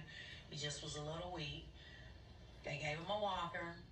He used the walker. Sometimes he didn't. Okay. But Steve liked to smoke. So Steve smoked all day long. Like, I'm talking, well, he smoked Camel, so he only would smoke maybe about that much and throw the rest of it away. Where would he smoke at? Either in the front or the back. Oh, outside? Mm-hmm. Okay. Yeah, never inside. Okay. What did, so he went to the hospital for a fall. Do you remember when that was? Well, he went a couple of times. Yes. The detective keeps his tone conversational, but he's building a financial map, payment structure, who controlled the money, and who benefited from the house sale. Polk stresses she kept business separate from her husband's paid work for Stephen, distancing herself from the transaction. She also downplays Jill's cognitive decline, while confirming Stephen's physical decline began with falls in June, quietly establishing the timeline investigators need. Yes. Okay. I can't remember the exact date. How did they move all their stuff? My husband and the boys moved them. Okay. And they got paid, I'm sure, for that? No. No? Okay. All right. So, getting back to it, so you were saying you were getting paid, Steve would write a check for, you said about $6,800. Mm-hmm. And then he would write that check. It fluctuated. Sure. He wrote that check to you. Mm-hmm. And then you would disperse it via Zelle? Zelle, Cash App. Yeah. Okay. So Zelle or Cash App? Mm-hmm. And then that's how you would pay the other people that work there? Yeah. Okay. So you didn't have a company, per se, that these people were employed by? No. Okay.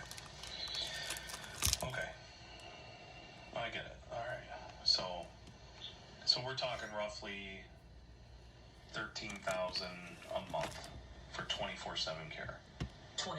I know it's about 12. About 12. About 12. But if it was 6,800, right? Yeah, but that's why I said it varied. Because it just, I mean, it kind of depends. But either way, it was about 12. Yeah, that's why I said 12. Consistently since 2020. 2021. 2021. Except in those payments, I purchased Jill stuff out of my money. Why would you do that? Because I just did. That's what I did. When I think about what do you mean by stuff? Like her diapers, the pads, because she wore diapers. Mm-hmm. When I got her, she was 70 pounds. She's now like 128 pounds or something. So that means she couldn't fit her clothes. Mm-hmm. So I would buy her clothes. And then Steve would reimburse you for that? No, I would do it because I like her. Like, she'd be like, Linda, I like this on TV or something. I mean, like, we had a relationship. Okay. Like, she would be like... So you would use your own credit card, bank card, whatever? Sometimes, I'm saying, not all the time. I'm just saying I would do for her. It was things that I did for her as me. How much are we talking a month? Well, let me see. Diapers. Give or take, she may use 2 packs of diapers a month, which is probably like $35 or $37 a piece. Pads is around the same thing, 23. So she would use 2 and 2, 2 and 2, because then when she slept at night, she put the pad up under. Okay. Then I started buying, what is those things called? I started buying absorbent pads. Mm-hmm. Like, I'm trying to say it where you understand it. So are we talking like $500 or $600 a month kind of a deal? Sometimes more than that. Like, I just went shopping for him and I bought Steve some clothes because he stopped wearing suits. He wore suits all the time. Mm-hmm. And so he would only have like 1 pair of pants. I'm like, we was like family. I would be like, Steve, you got to put on, you got to, so I would go out, I'd buy him like 4 or 5 jogging suits from Macy's or Burlington, Marshalls, and Jill, same thing. I'd be like, oh. And he wouldn't reimburse you for any of that stuff? I never asked to be reimbursed. You never asked him? I don't know if I like this flower. It's the biggest one, but it's we kinda just, it's not coming out. The details aren't that He great. wouldn't up his payments when you did stuff like that? No, because we had a relationship with each other. Like, he used to call me his black niece.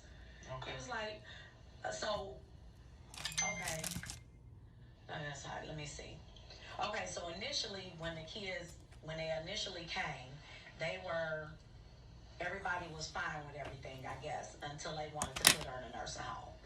Whatever they conversations took place, you know, whoever was working there and myself would leave so that they can have their own personal conversations. And so that would, you know, so that way we wasn't in their business. Maybe I'll try this one. Still would share with Jill's best friend, which is Mickey, his lawyer, which is Jim Fajan, and myself and other staff members, you know, what was being done to them. And so... And what was that? What was being done to him? I guess the boys was trying to make him put Jill in a nursing home so they can sell the house, and they wanted the money for the kids. They said that my dad promised to pay with this house for my kids' education. Okay. And I'm not the only person that knows this. So who else would know that? Mickey. Mickey? Okay. Yes. Mickey Shapiro. I think that's how you say her name. Shapiro. Something like that. And Jim Fajan. Jim Fajan. Yeah. So they're well aware of this situation. And so Steve worked at Dowman's. It's like a multi-billion-dollar company, Dowman's Properties in Ann Arbor. Okay. They know about some of it. Yeah, they know about it. They know enough about it. Because Stephen would tell them? Okay.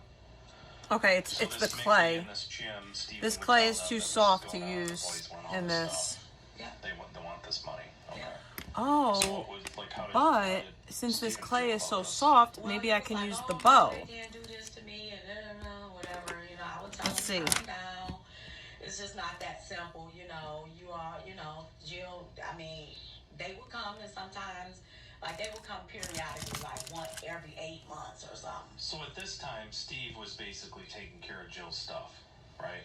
He has always taken care of her. But, like, obviously at the time this house thing's going on, they're dealing with Steven with regard to this because Steven lives there too, right?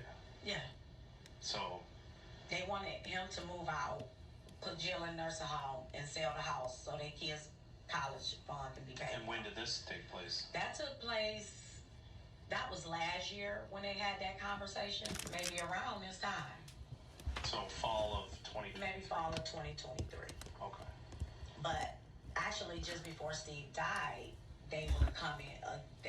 Came again, and he was like, "I just don't want to see him." Nah. And Mickey knows because she's the best friend, so he would talk to her as well. Okay. And she said she was like, he was like, "I just don't want to see him. You know, I have a daughter that's special needs." Okay, so I can't use this because it's not working out. Maybe I'll use a different clay. So that I can. This clay is really soft. I don't know why it's so soft. If something happened to him, he was like, "This is what I need you to do. This is who you call." Jim Fajan was the person to call. I would talk to Mickey anyway. Because I would give her updates on Jill. And so Mickey would. Maybe the silver?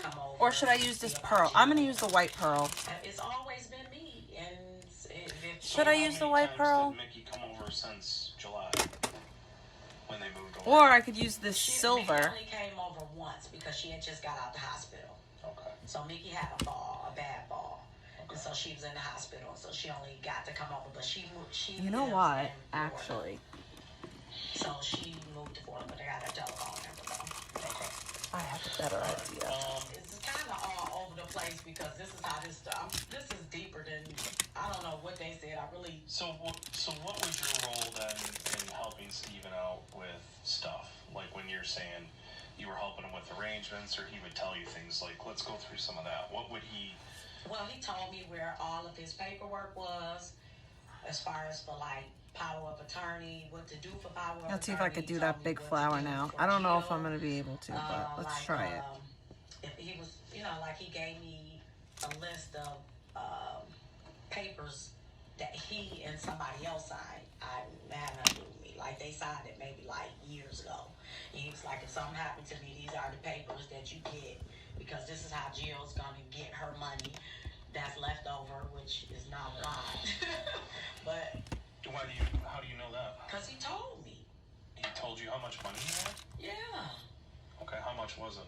It was something like $695 or $700,000 or something like that. Polk paints herself as family, not staff, spending her own money on the couple and recalling Stephen's affectionate nickname for her. She frames the son's push to sell the house as a threat to Stephen and Jill, positioning herself as their prosecutor. Then comes a crucial admission. Stephen personally briefed her on his power of attorney documents and disclosed I don't know his if I like remaining that. assets, roughly What do you guys think? $700,000 well before his Too death. big? Okay. Let's try a different one. I'm not a big fan of that. I don't think that looks so great. And when did he tell you this? I don't like this flower. Like, periodically, you know, like, Steve was a bragger. He kind of like be like, oh, you know, that's how he talked. He'd be like, oh, you know, I got money, you know, that's how he talked. So he had $700,000 to your knowledge. From what he said. Okay.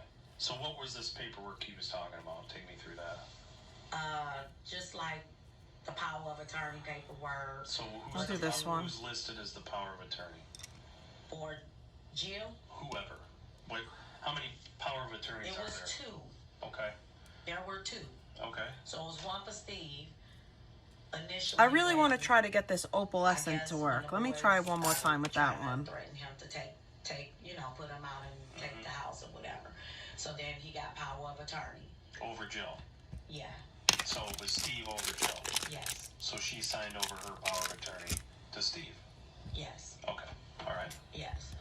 And they also got married in the process. When did that happen? I want to say they got married in March or March of 2024. 2024. Okay. How did they get married? Steve had a priest come over and marry him. Okay. Yeah. He was like at Farmington House? Uh-huh. Who was there when that happened? Steve, the priest. I was there. And Jill. What kind of priest? That don't look right either. No, he wasn't Catholic. He was, I think he was Jewish.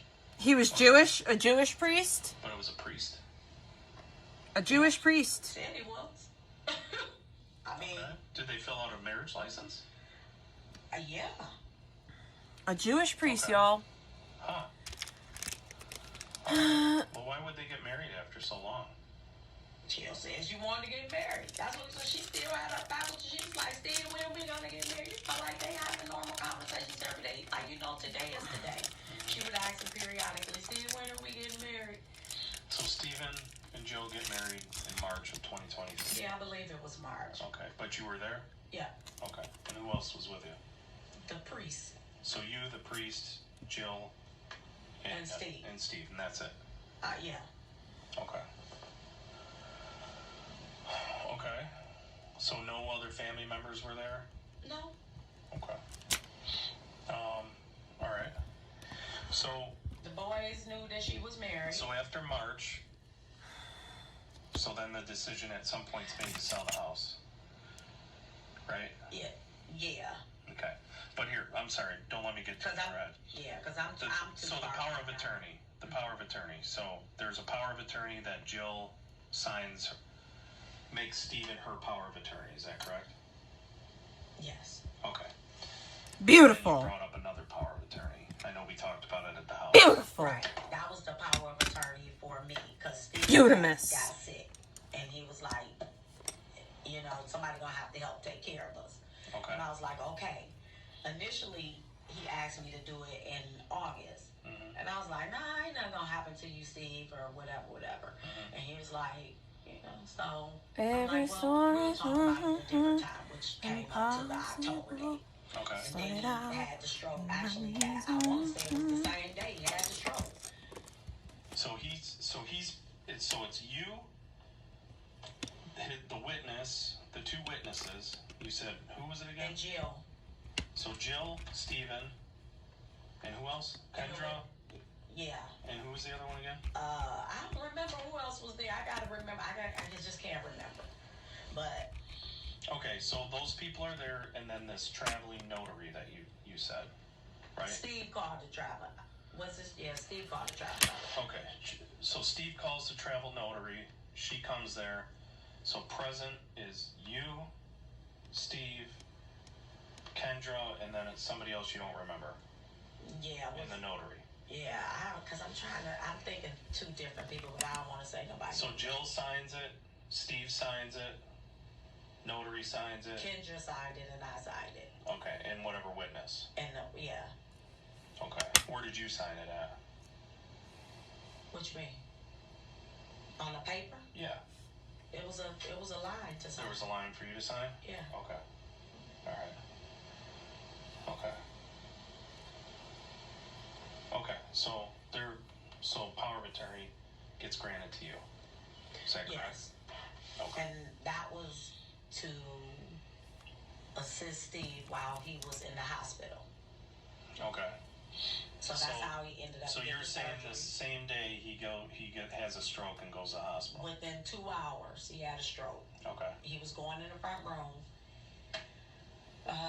We was helping him walk with the walker because he said his leg was hurting, and then he went out. Okay. He actually coded.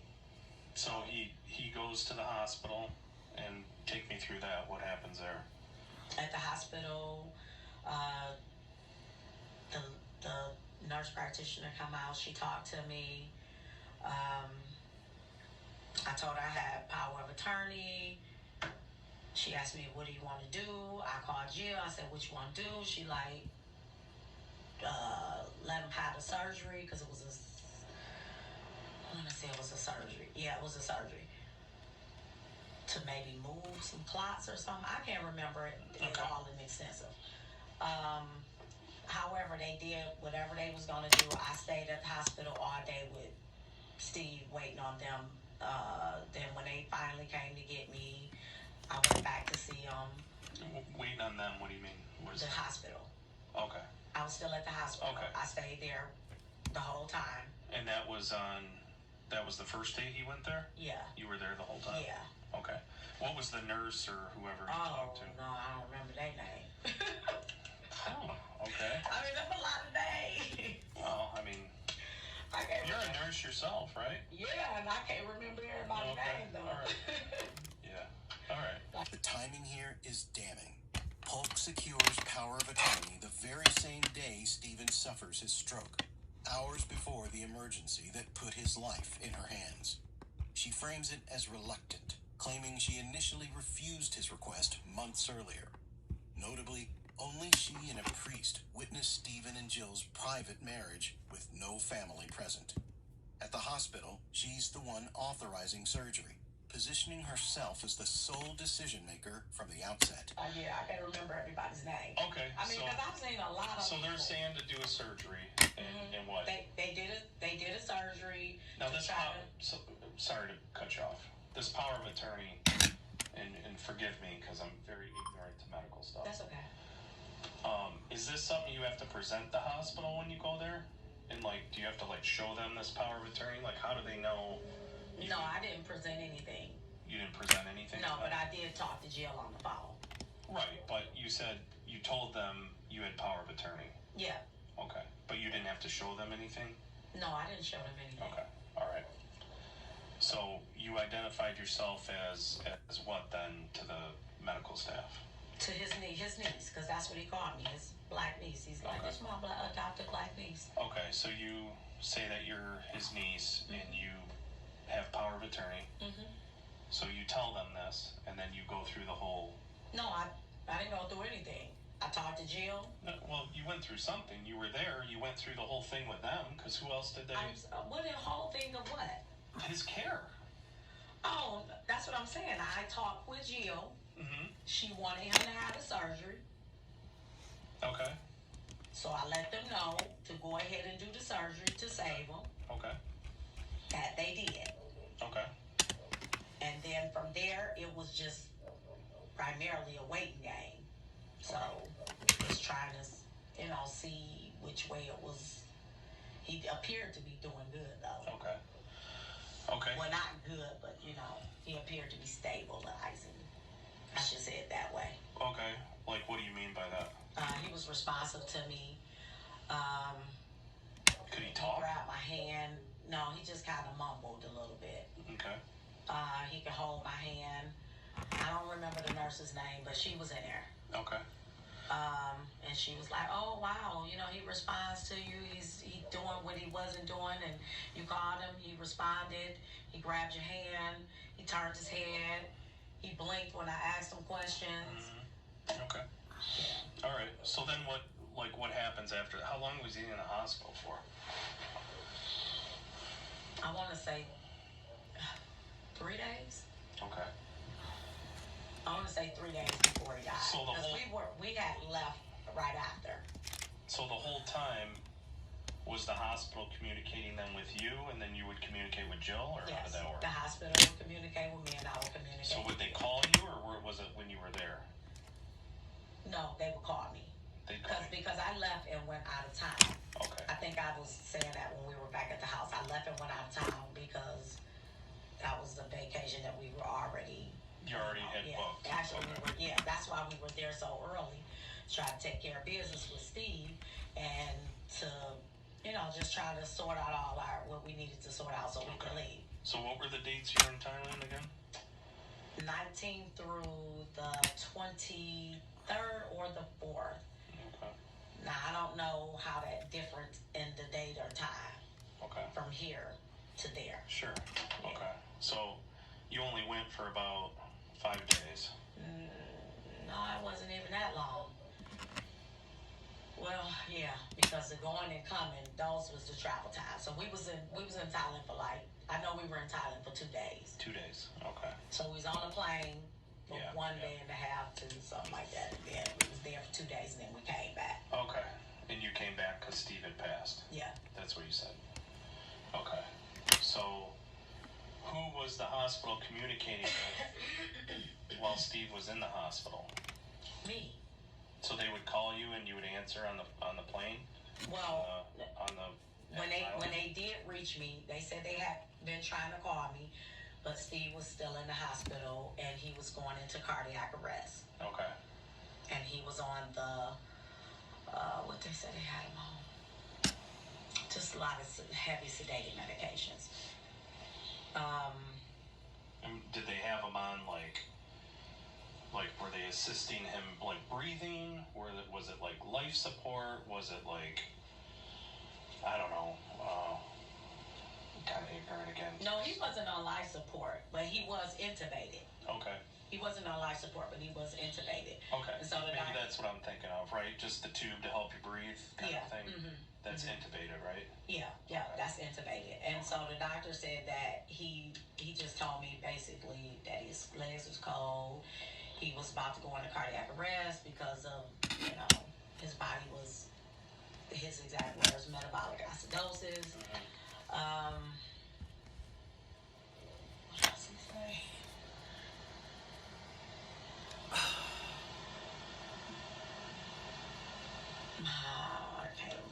I can't remember it all right at this moment, but that's for the gist of it. Then he called me back 30 minutes later and told me that Steve had died. Okay. So then me and my husband, we stayed in Thailand that extra day, and then we came because we wasn't able to get another flight back out until the day that we came back here. Came back here. All right. So they're calling you on the phone, keeping you updated what's going on? No, they just only called me twice. Okay. They called twice. Now I'm gonna pick a chrome. 3 times. They called me as we was leaving to tell me that he, was okay. This is plum. 19th. It's like a red-purple shift. So on October 19th, that's the day you guys were leaving, and the hospital had called you and said that he was doing fine. Said that he was doing okay, yeah. He was doing okay. Yeah. And okay means he was intubated, but responding. He's comfortable. Okay. Basically, he was comfortable. And that's October 19th. Yes, I believe so. Okay.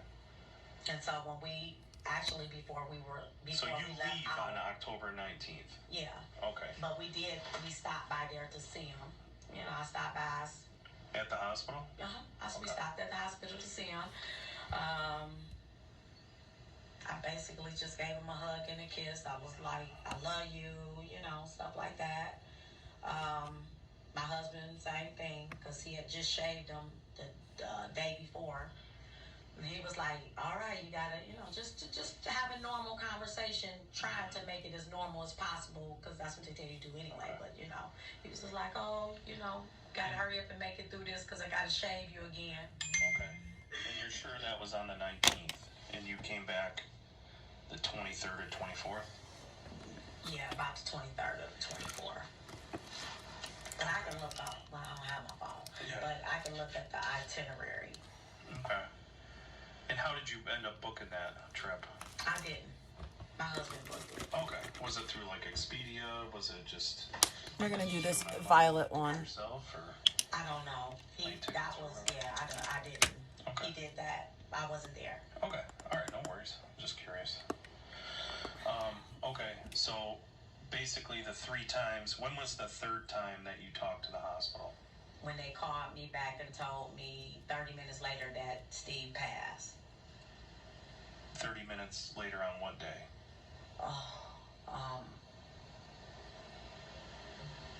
Was it like the day after he was in the hospital, or 2 days after? Was it? Yeah. I mean, if you know dates. It was like a day while you were gone, correct? Yeah. It was like a day. So you guys leave the 19th, and then you The day we left, we got on the plane. We was on the plane for 11 hours, 10 hours. And then we got to Turkey. They called us and told us that they had been trying to reach me, and that Steve was going into cardiac arrest. He was still intubated. For now, they're keeping him comfortable, but he's not going to make it. Okay. And what'd you say? I said, okay. I said, call, make sure you keep me updated. I said, because we can't, they've already sent our luggage, so we're going to have to go. And then once we get there, we can rebook our flight and come back. Okay. Because we were in Turkey. Okay. Then he said, okay. That was the doctor. Then the doctor called back 30 minutes later, approximately. And you're on a layover in Turkey at this time? We're on a layover in Turkey. Okay. Okay, I'm not leaving this on. I'm going to wipe this off because it looks weird. Why is it doing that? I actually was crying, so I didn't finish the conversation. My husband told the doctor that... I think it's this Chrome. It's doing something weird. I'll call him back once I got calmed down. Okay. So, at any point in time, did you instruct the doctors or nurses or anybody, did you instruct them to take Steve off of life support or... No. They never asked about taking him off life support. Okay. Polk's account directly contradicts the official narrative. She now claims doctors never asked her to remove Stephen from life support, and that he wasn't even on life support, only intubated. She confirms verbally identifying as his niece with power of attorney, but never had to produce documentation.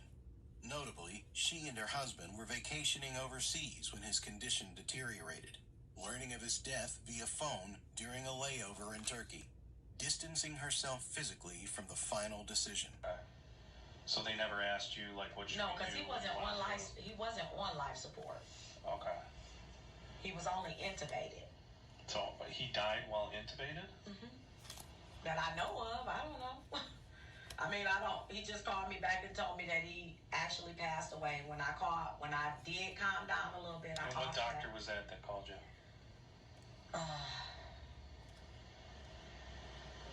What is his name? I don't know his name. You don't remember? Okay.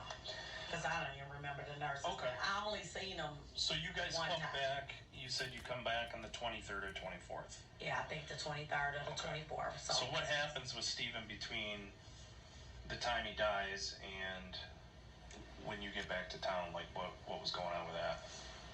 So I talked to Jill on the phone. I said, well, Jill, do you want him to stay at the hospital until I get back, or do you want him to go ahead to the funeral home? She said, no, if you leave him there, he's going to rot. That was just her words. I said, well, no, he won't rot. He will be on ice. I said, but if you want him to go to the nursing home, not the nursing home, to the funeral home, I'll have to call around to some different places to see who can pick him up so that he can be. I'm not left-handed, actually. When they prepare the body. I just wear my watch on this hand. I'm sorry, I'm not left-handed. I'm actually right-handed.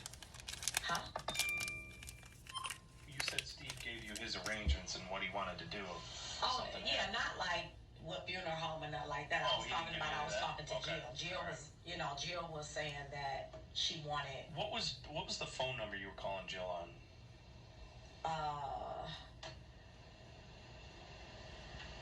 I think it was Paulette phone because Paulette was there. Paulette was there with her for 3 days. Something like 3 days. Yeah, Okay. I think 3 days. All right. Okay. So Paulette, she would talk to me, and we talking. I'm consoling her. So I told her I would call around to see what the funeral homes were around or close by who can pick them up. So she kind of was like, okay, well, just let me know. We just got to figure it out. Hurry back home, so forth. Trying to remember everything. So, okay, so then I finally got a flight that was coming back that we can get on to, come back home. oh, so you were making all these calls from Thailand? Yeah. Oh, all right. Yeah. And between time, I was trying to keep up with Jill as well because she was very upset. But you're saying Paulette was, and what was Paulette's last name again? Kincaid. And she was there the whole time? Yeah, she was there the whole time. Not Kendra. Just Paulette. No, Kendra was there the day we left. But Paulette came to stay for 3 days. She was, because she don't drive, so she like, oh, this is far. I'll just stay the whole 3 days, and then Kendra didn't have to come. Okay. So she just stayed the whole, like overnight. Okay. 3 days. All right.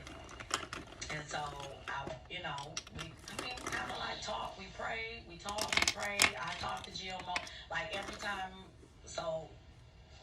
and sometimes I couldn't call because the way that. But you were talking to Jill via Paulette's phone, you're saying? Should I do this Okay. grape? You don't probably remember that number, or you do? I don't have it. Grape? That's all right. No worries. And so, Or we talked to Paulette. We talked to Jill. I got this magenta one. kept calling Grape Jill, or check on magenta? her, making sure she was okay. And then I got sick. Or And Galaxy. I don't used know, Galaxy maybe already. Stress, I don't know, but I got sick. So then, when we got ready to get Let's on try the plane, magenta. I had chills, I had sweats, I was like, oh my God, I'm feeling sick. So This is like a... Nah, I don't want to use that one. We'll use grape. Oh, Grape before is you like... got on the plane coming back, you said you started. yeah, we was in Turkey. Or I got this teal You never one. made it to Thailand? No, I'm saying coming back home. Oh, you laid over in Turkey again? Yeah. Oh, all right. Yeah. All right. I see what you're saying. Yeah, so we laid over in Turkey for 24 hours. Okay. So that's when I started getting sick that day. Okay. When we got off the first plane, after about a couple of hours. Yeah, when the this was a evening good started decision. coming, I started feeling sick.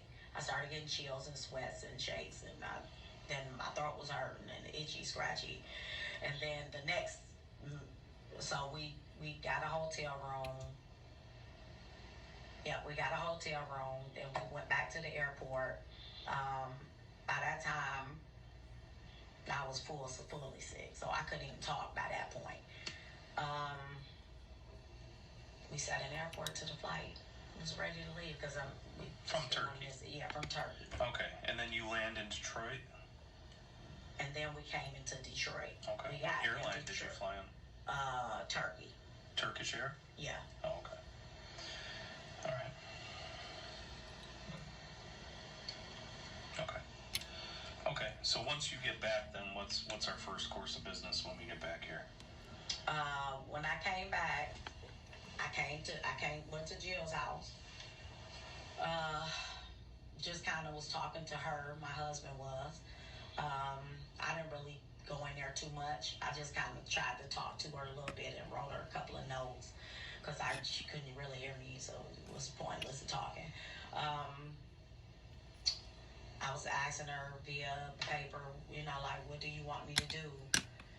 She was like, I don't know, let's just try and figure it out. I was like, do you got the health insurance? I mean, not health insurance, life insurance, so we can call because they're coming to, they've already embalmed him, and we're trying to get the services together. And so I did, like, I was real squeakish. You couldn't really hear me, but you can hear me. But not, like, in person you can, but not over the phone. Sure.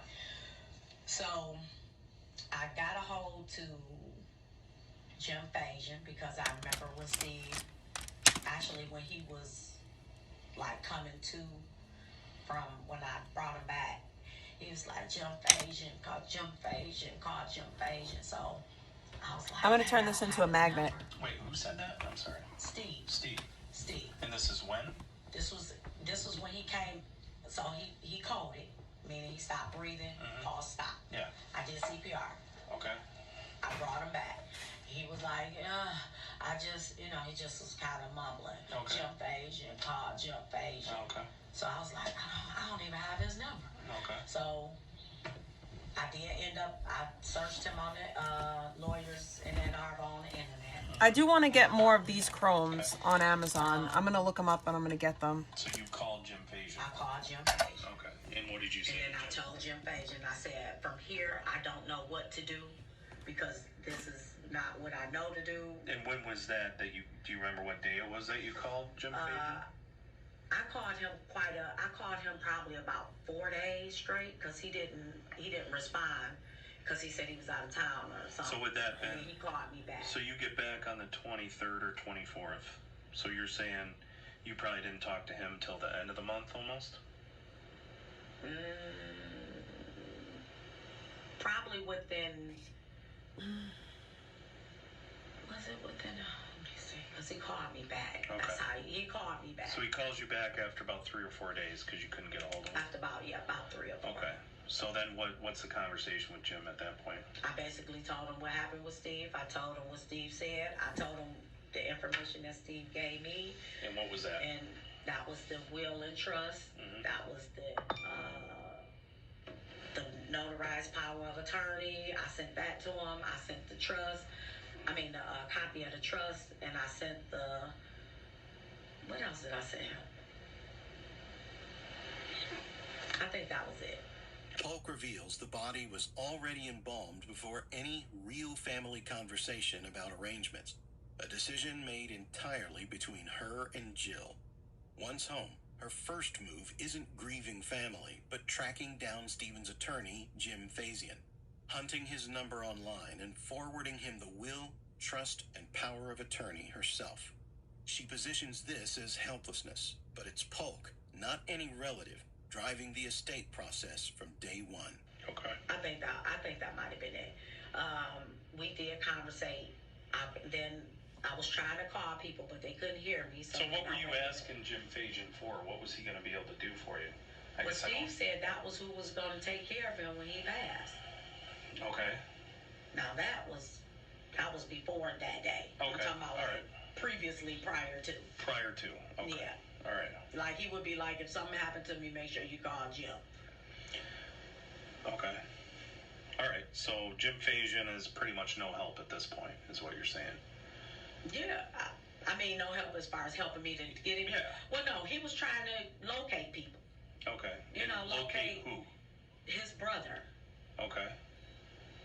Steve brother.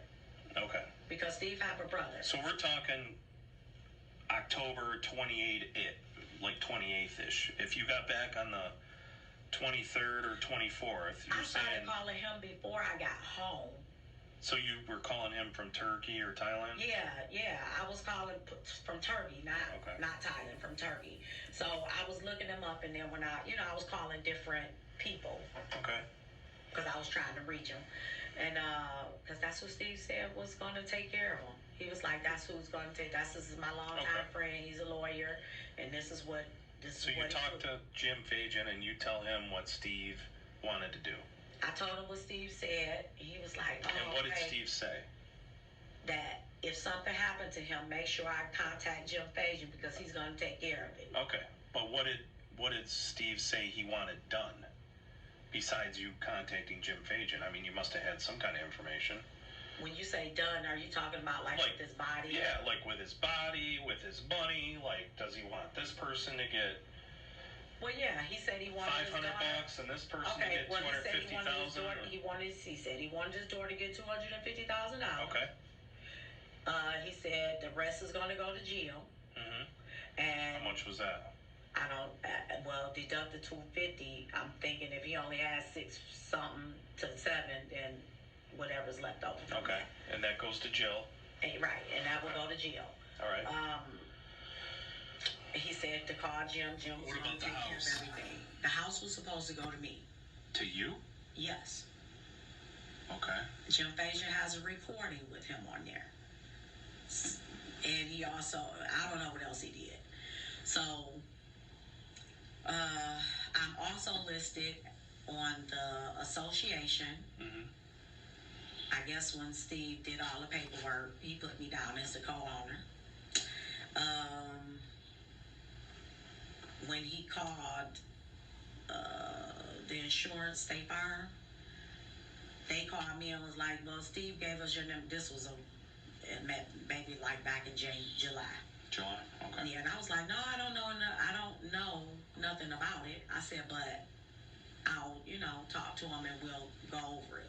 So it was like either maybe not July, maybe August. Okay. But I never followed through with it, like as far as talking to the person. At State Farm? At State Farm, yeah. Okay. But my name is definitely listed and for the association. For the association. Mm-hmm. Okay, what does that mean? What does what mean? The association? Yeah. That's the association for the condos. Okay, so what is your name's listed on there as well? As the co-owner. Okay, what were you doing with the were you paying the association dues or? No. I didn't even know who the association people were. Okay, all right. So the house, he wants to give She you just so happened to call me. He wants to give you the house, is what you said? Yes. Okay, is that on any paperwork anywhere? Yes. What paperwork is that on? Well, it would be at the house. But what is it? It's just to notarize for his daughter and for me and Jill. Like a will? Yeah. But what about like the, I don't know, what is it for a house? Title or, what is it called? The owner of the house. Like, is there a piece of paper that says you own the house? Like, is there, like, you know what I mean? Other than the will, no. I don't know. I don't know what that would be. So there's a will or a trust. He got a will and a trust. Okay. But you're saying you're listed as the person who's getting the house? Yes. On a piece of paper? No, just Steve typed it. He typed everything up. He was very meticulous. Okay. And then he also contacted Jim Fajan prior. Okay. These is like, I'm trying to make this all come together. Yeah, well, I'm just curious because if he gave you the house, did he give you the house before he passed? No, I didn't say he gave me the house. He said he wanted me to have the house. Right. If something happened to Sure, him. that would be ownership of the house. Is that correct? Yes. Okay. So when you own something, what do you need to own something? Like if you own your car, what do you get with owning a car? A title, right? Yeah, I get a title. Okay. So when you own a house, do you do a deed? Do you do, like, did he do any kind of like quitclaim deeds or anything like that to you to give you the house? I believe that's what that paperwork was. Some of it. A quitclaim deed? Do you know what that is? Not really, but. Okay, so you're saying he did a quitclaim deed to you for the house. So, I don't know. I'm agreeing because I don't know what it is. Well, I don't want you to agree if you don't know. Yeah, I'm not going to agree. So, what I'm saying is he does have some paperwork. It's at the house. So, they're there and they should be able to get it.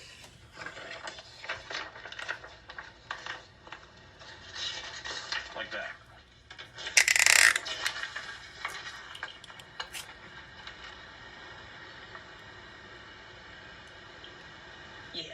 Okay, and that's it? No, it was notarized. Excuse me, that was disgusting. I'm sorry. Yeah, this is notarized right here. Shish kabibble. You said, is this it? Yeah, this is the. This is no, I said, yeah. Okay, this is the quit claim deed that you're talking about that he gave you the house. Yeah, I didn't say it was quit claim deed because I didn't know what it was. Okay, but you'll recognize this as being the same piece of paperwork that you signed. One of them, yeah. Correct? Yeah. Right? Isn't that your signature? Right there? Yes. Okay. So this is a document you signed that would give you possession of that house. Is that correct? Okay. All right. Okay, so he gave that to you on the 14th of October. I guess. Do you want to read it?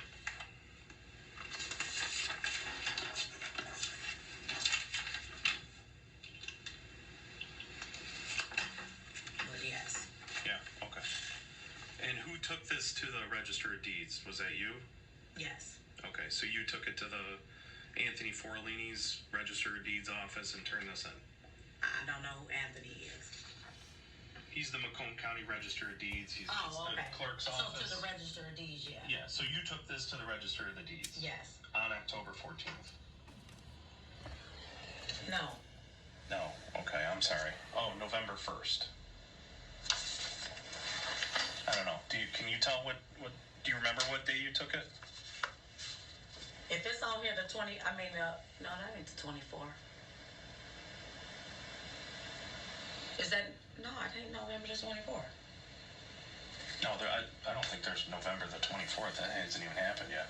I know, oh no, I think that's the one right there. Is that a one? Yeah. Yeah. Okay. All right. But this is a copy of the same document. Yeah. Okay. All right. So he wanted you to give that, and that's written down somewhere, you said, also? And what does that paperwork look like? Well, it's just typed.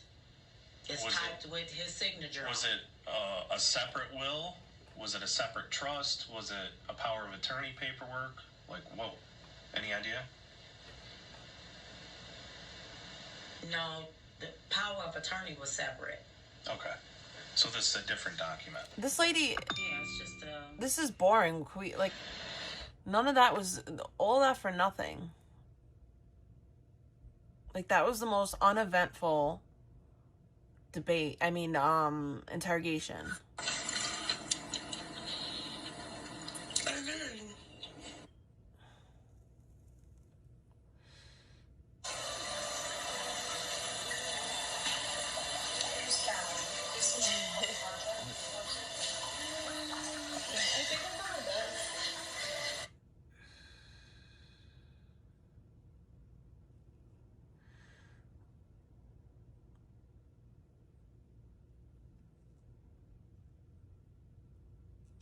Well, Ms. Conley, I don't know if you remember, you just wanted to talk to you about the events of last week.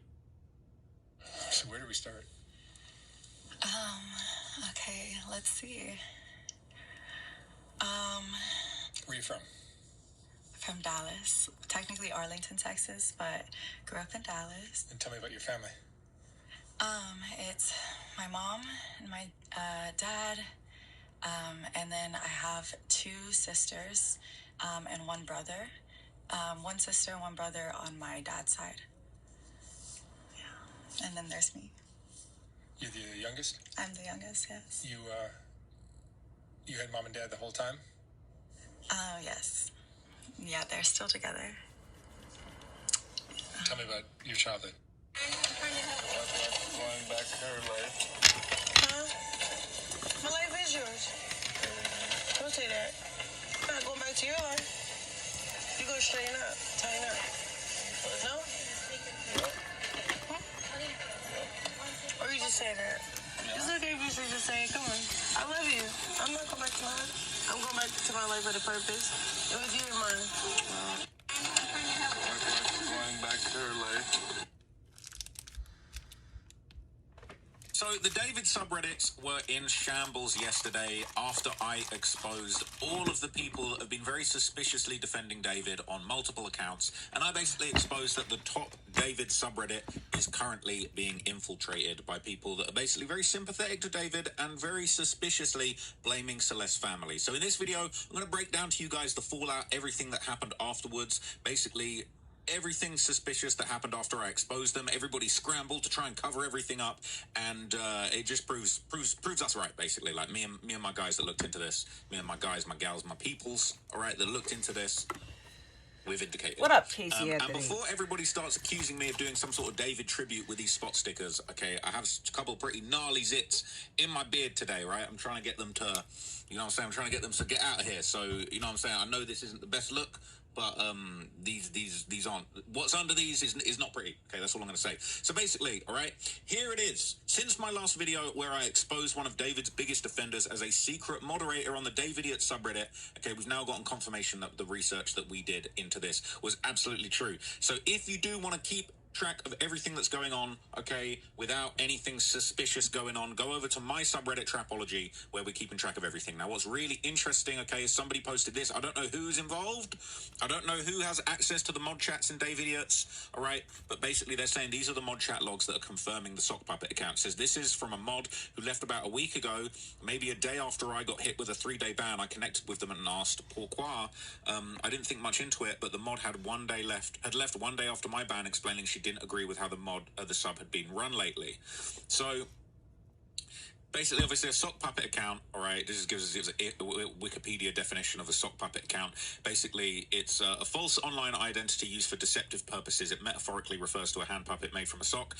These are accounts that are used by people or organizations to praise, defend, or support themselves, or to manipulate public opinion, or to circumvent restrictions, such as accessing a resource that a user is blocked from. Sock puppets are unwelcome in many online communities and forums. A sock This is puppet, what's going by the on. way. The person, B Laundry BFF, all right, Just a it was sock basically, account. since the very start, blaming Celeste and her family for this gruesome murder that David is being accused of.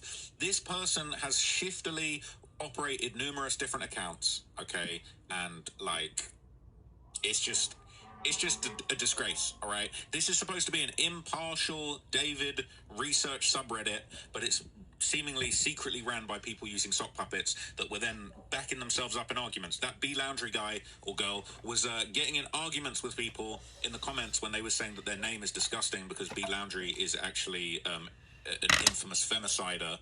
And basically they were hopping on a sock puppet account as a mod saying, oh, we're going to ban you for even talking about this.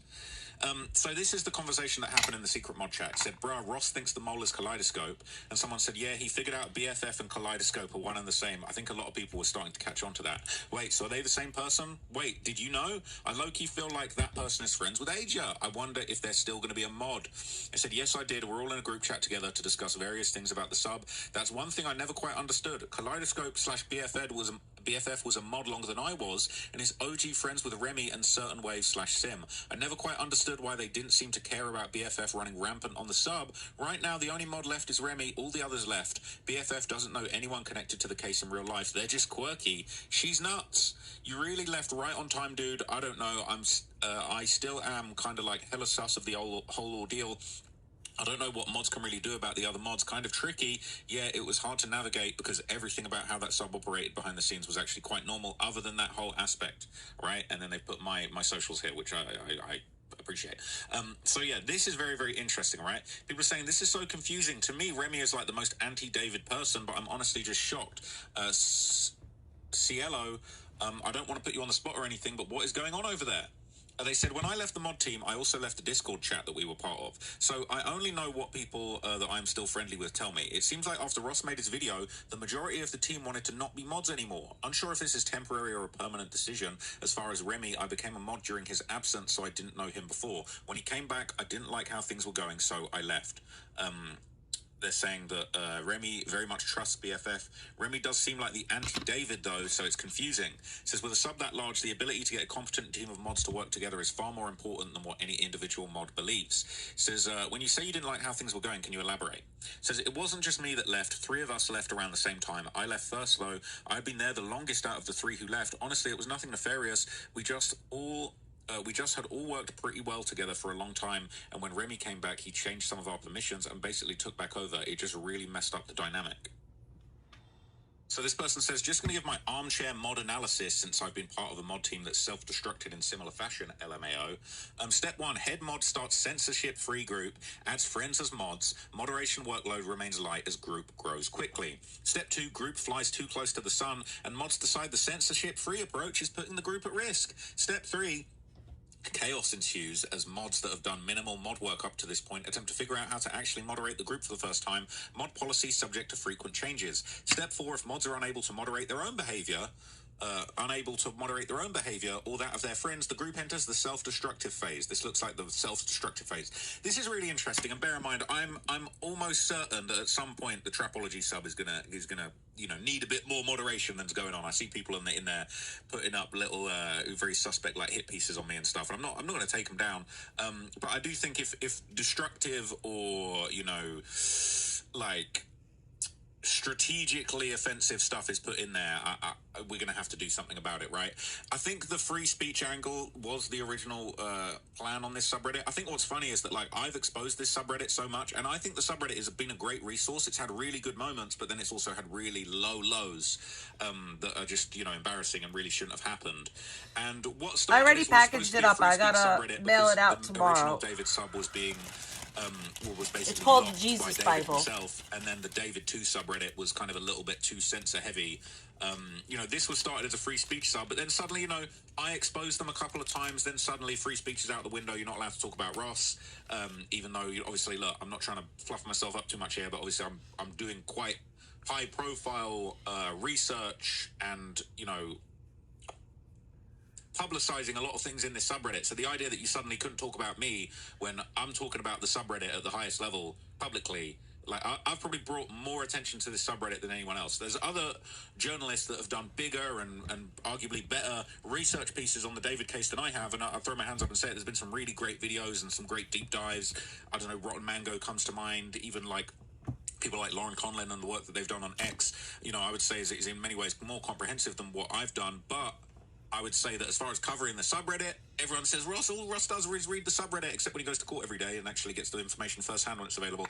But, like, I've done a lot to publicize this subreddit. So the idea that suddenly they don't like what I'm saying about them and so you're not allowed to talk about me, like, what happened to free speech? So I think they definitely entered the self-destructive phase, and I might have helped them enter that a little bit by accident. Says, I do think Remy's probably been the best mod out of the lot, but some are definitely suspicious. So Dave Idiot's mods were getting rid of evidence and cloning mods. Nice. Ow. Comment deleted by user. No, I hate when comments are deleted by users.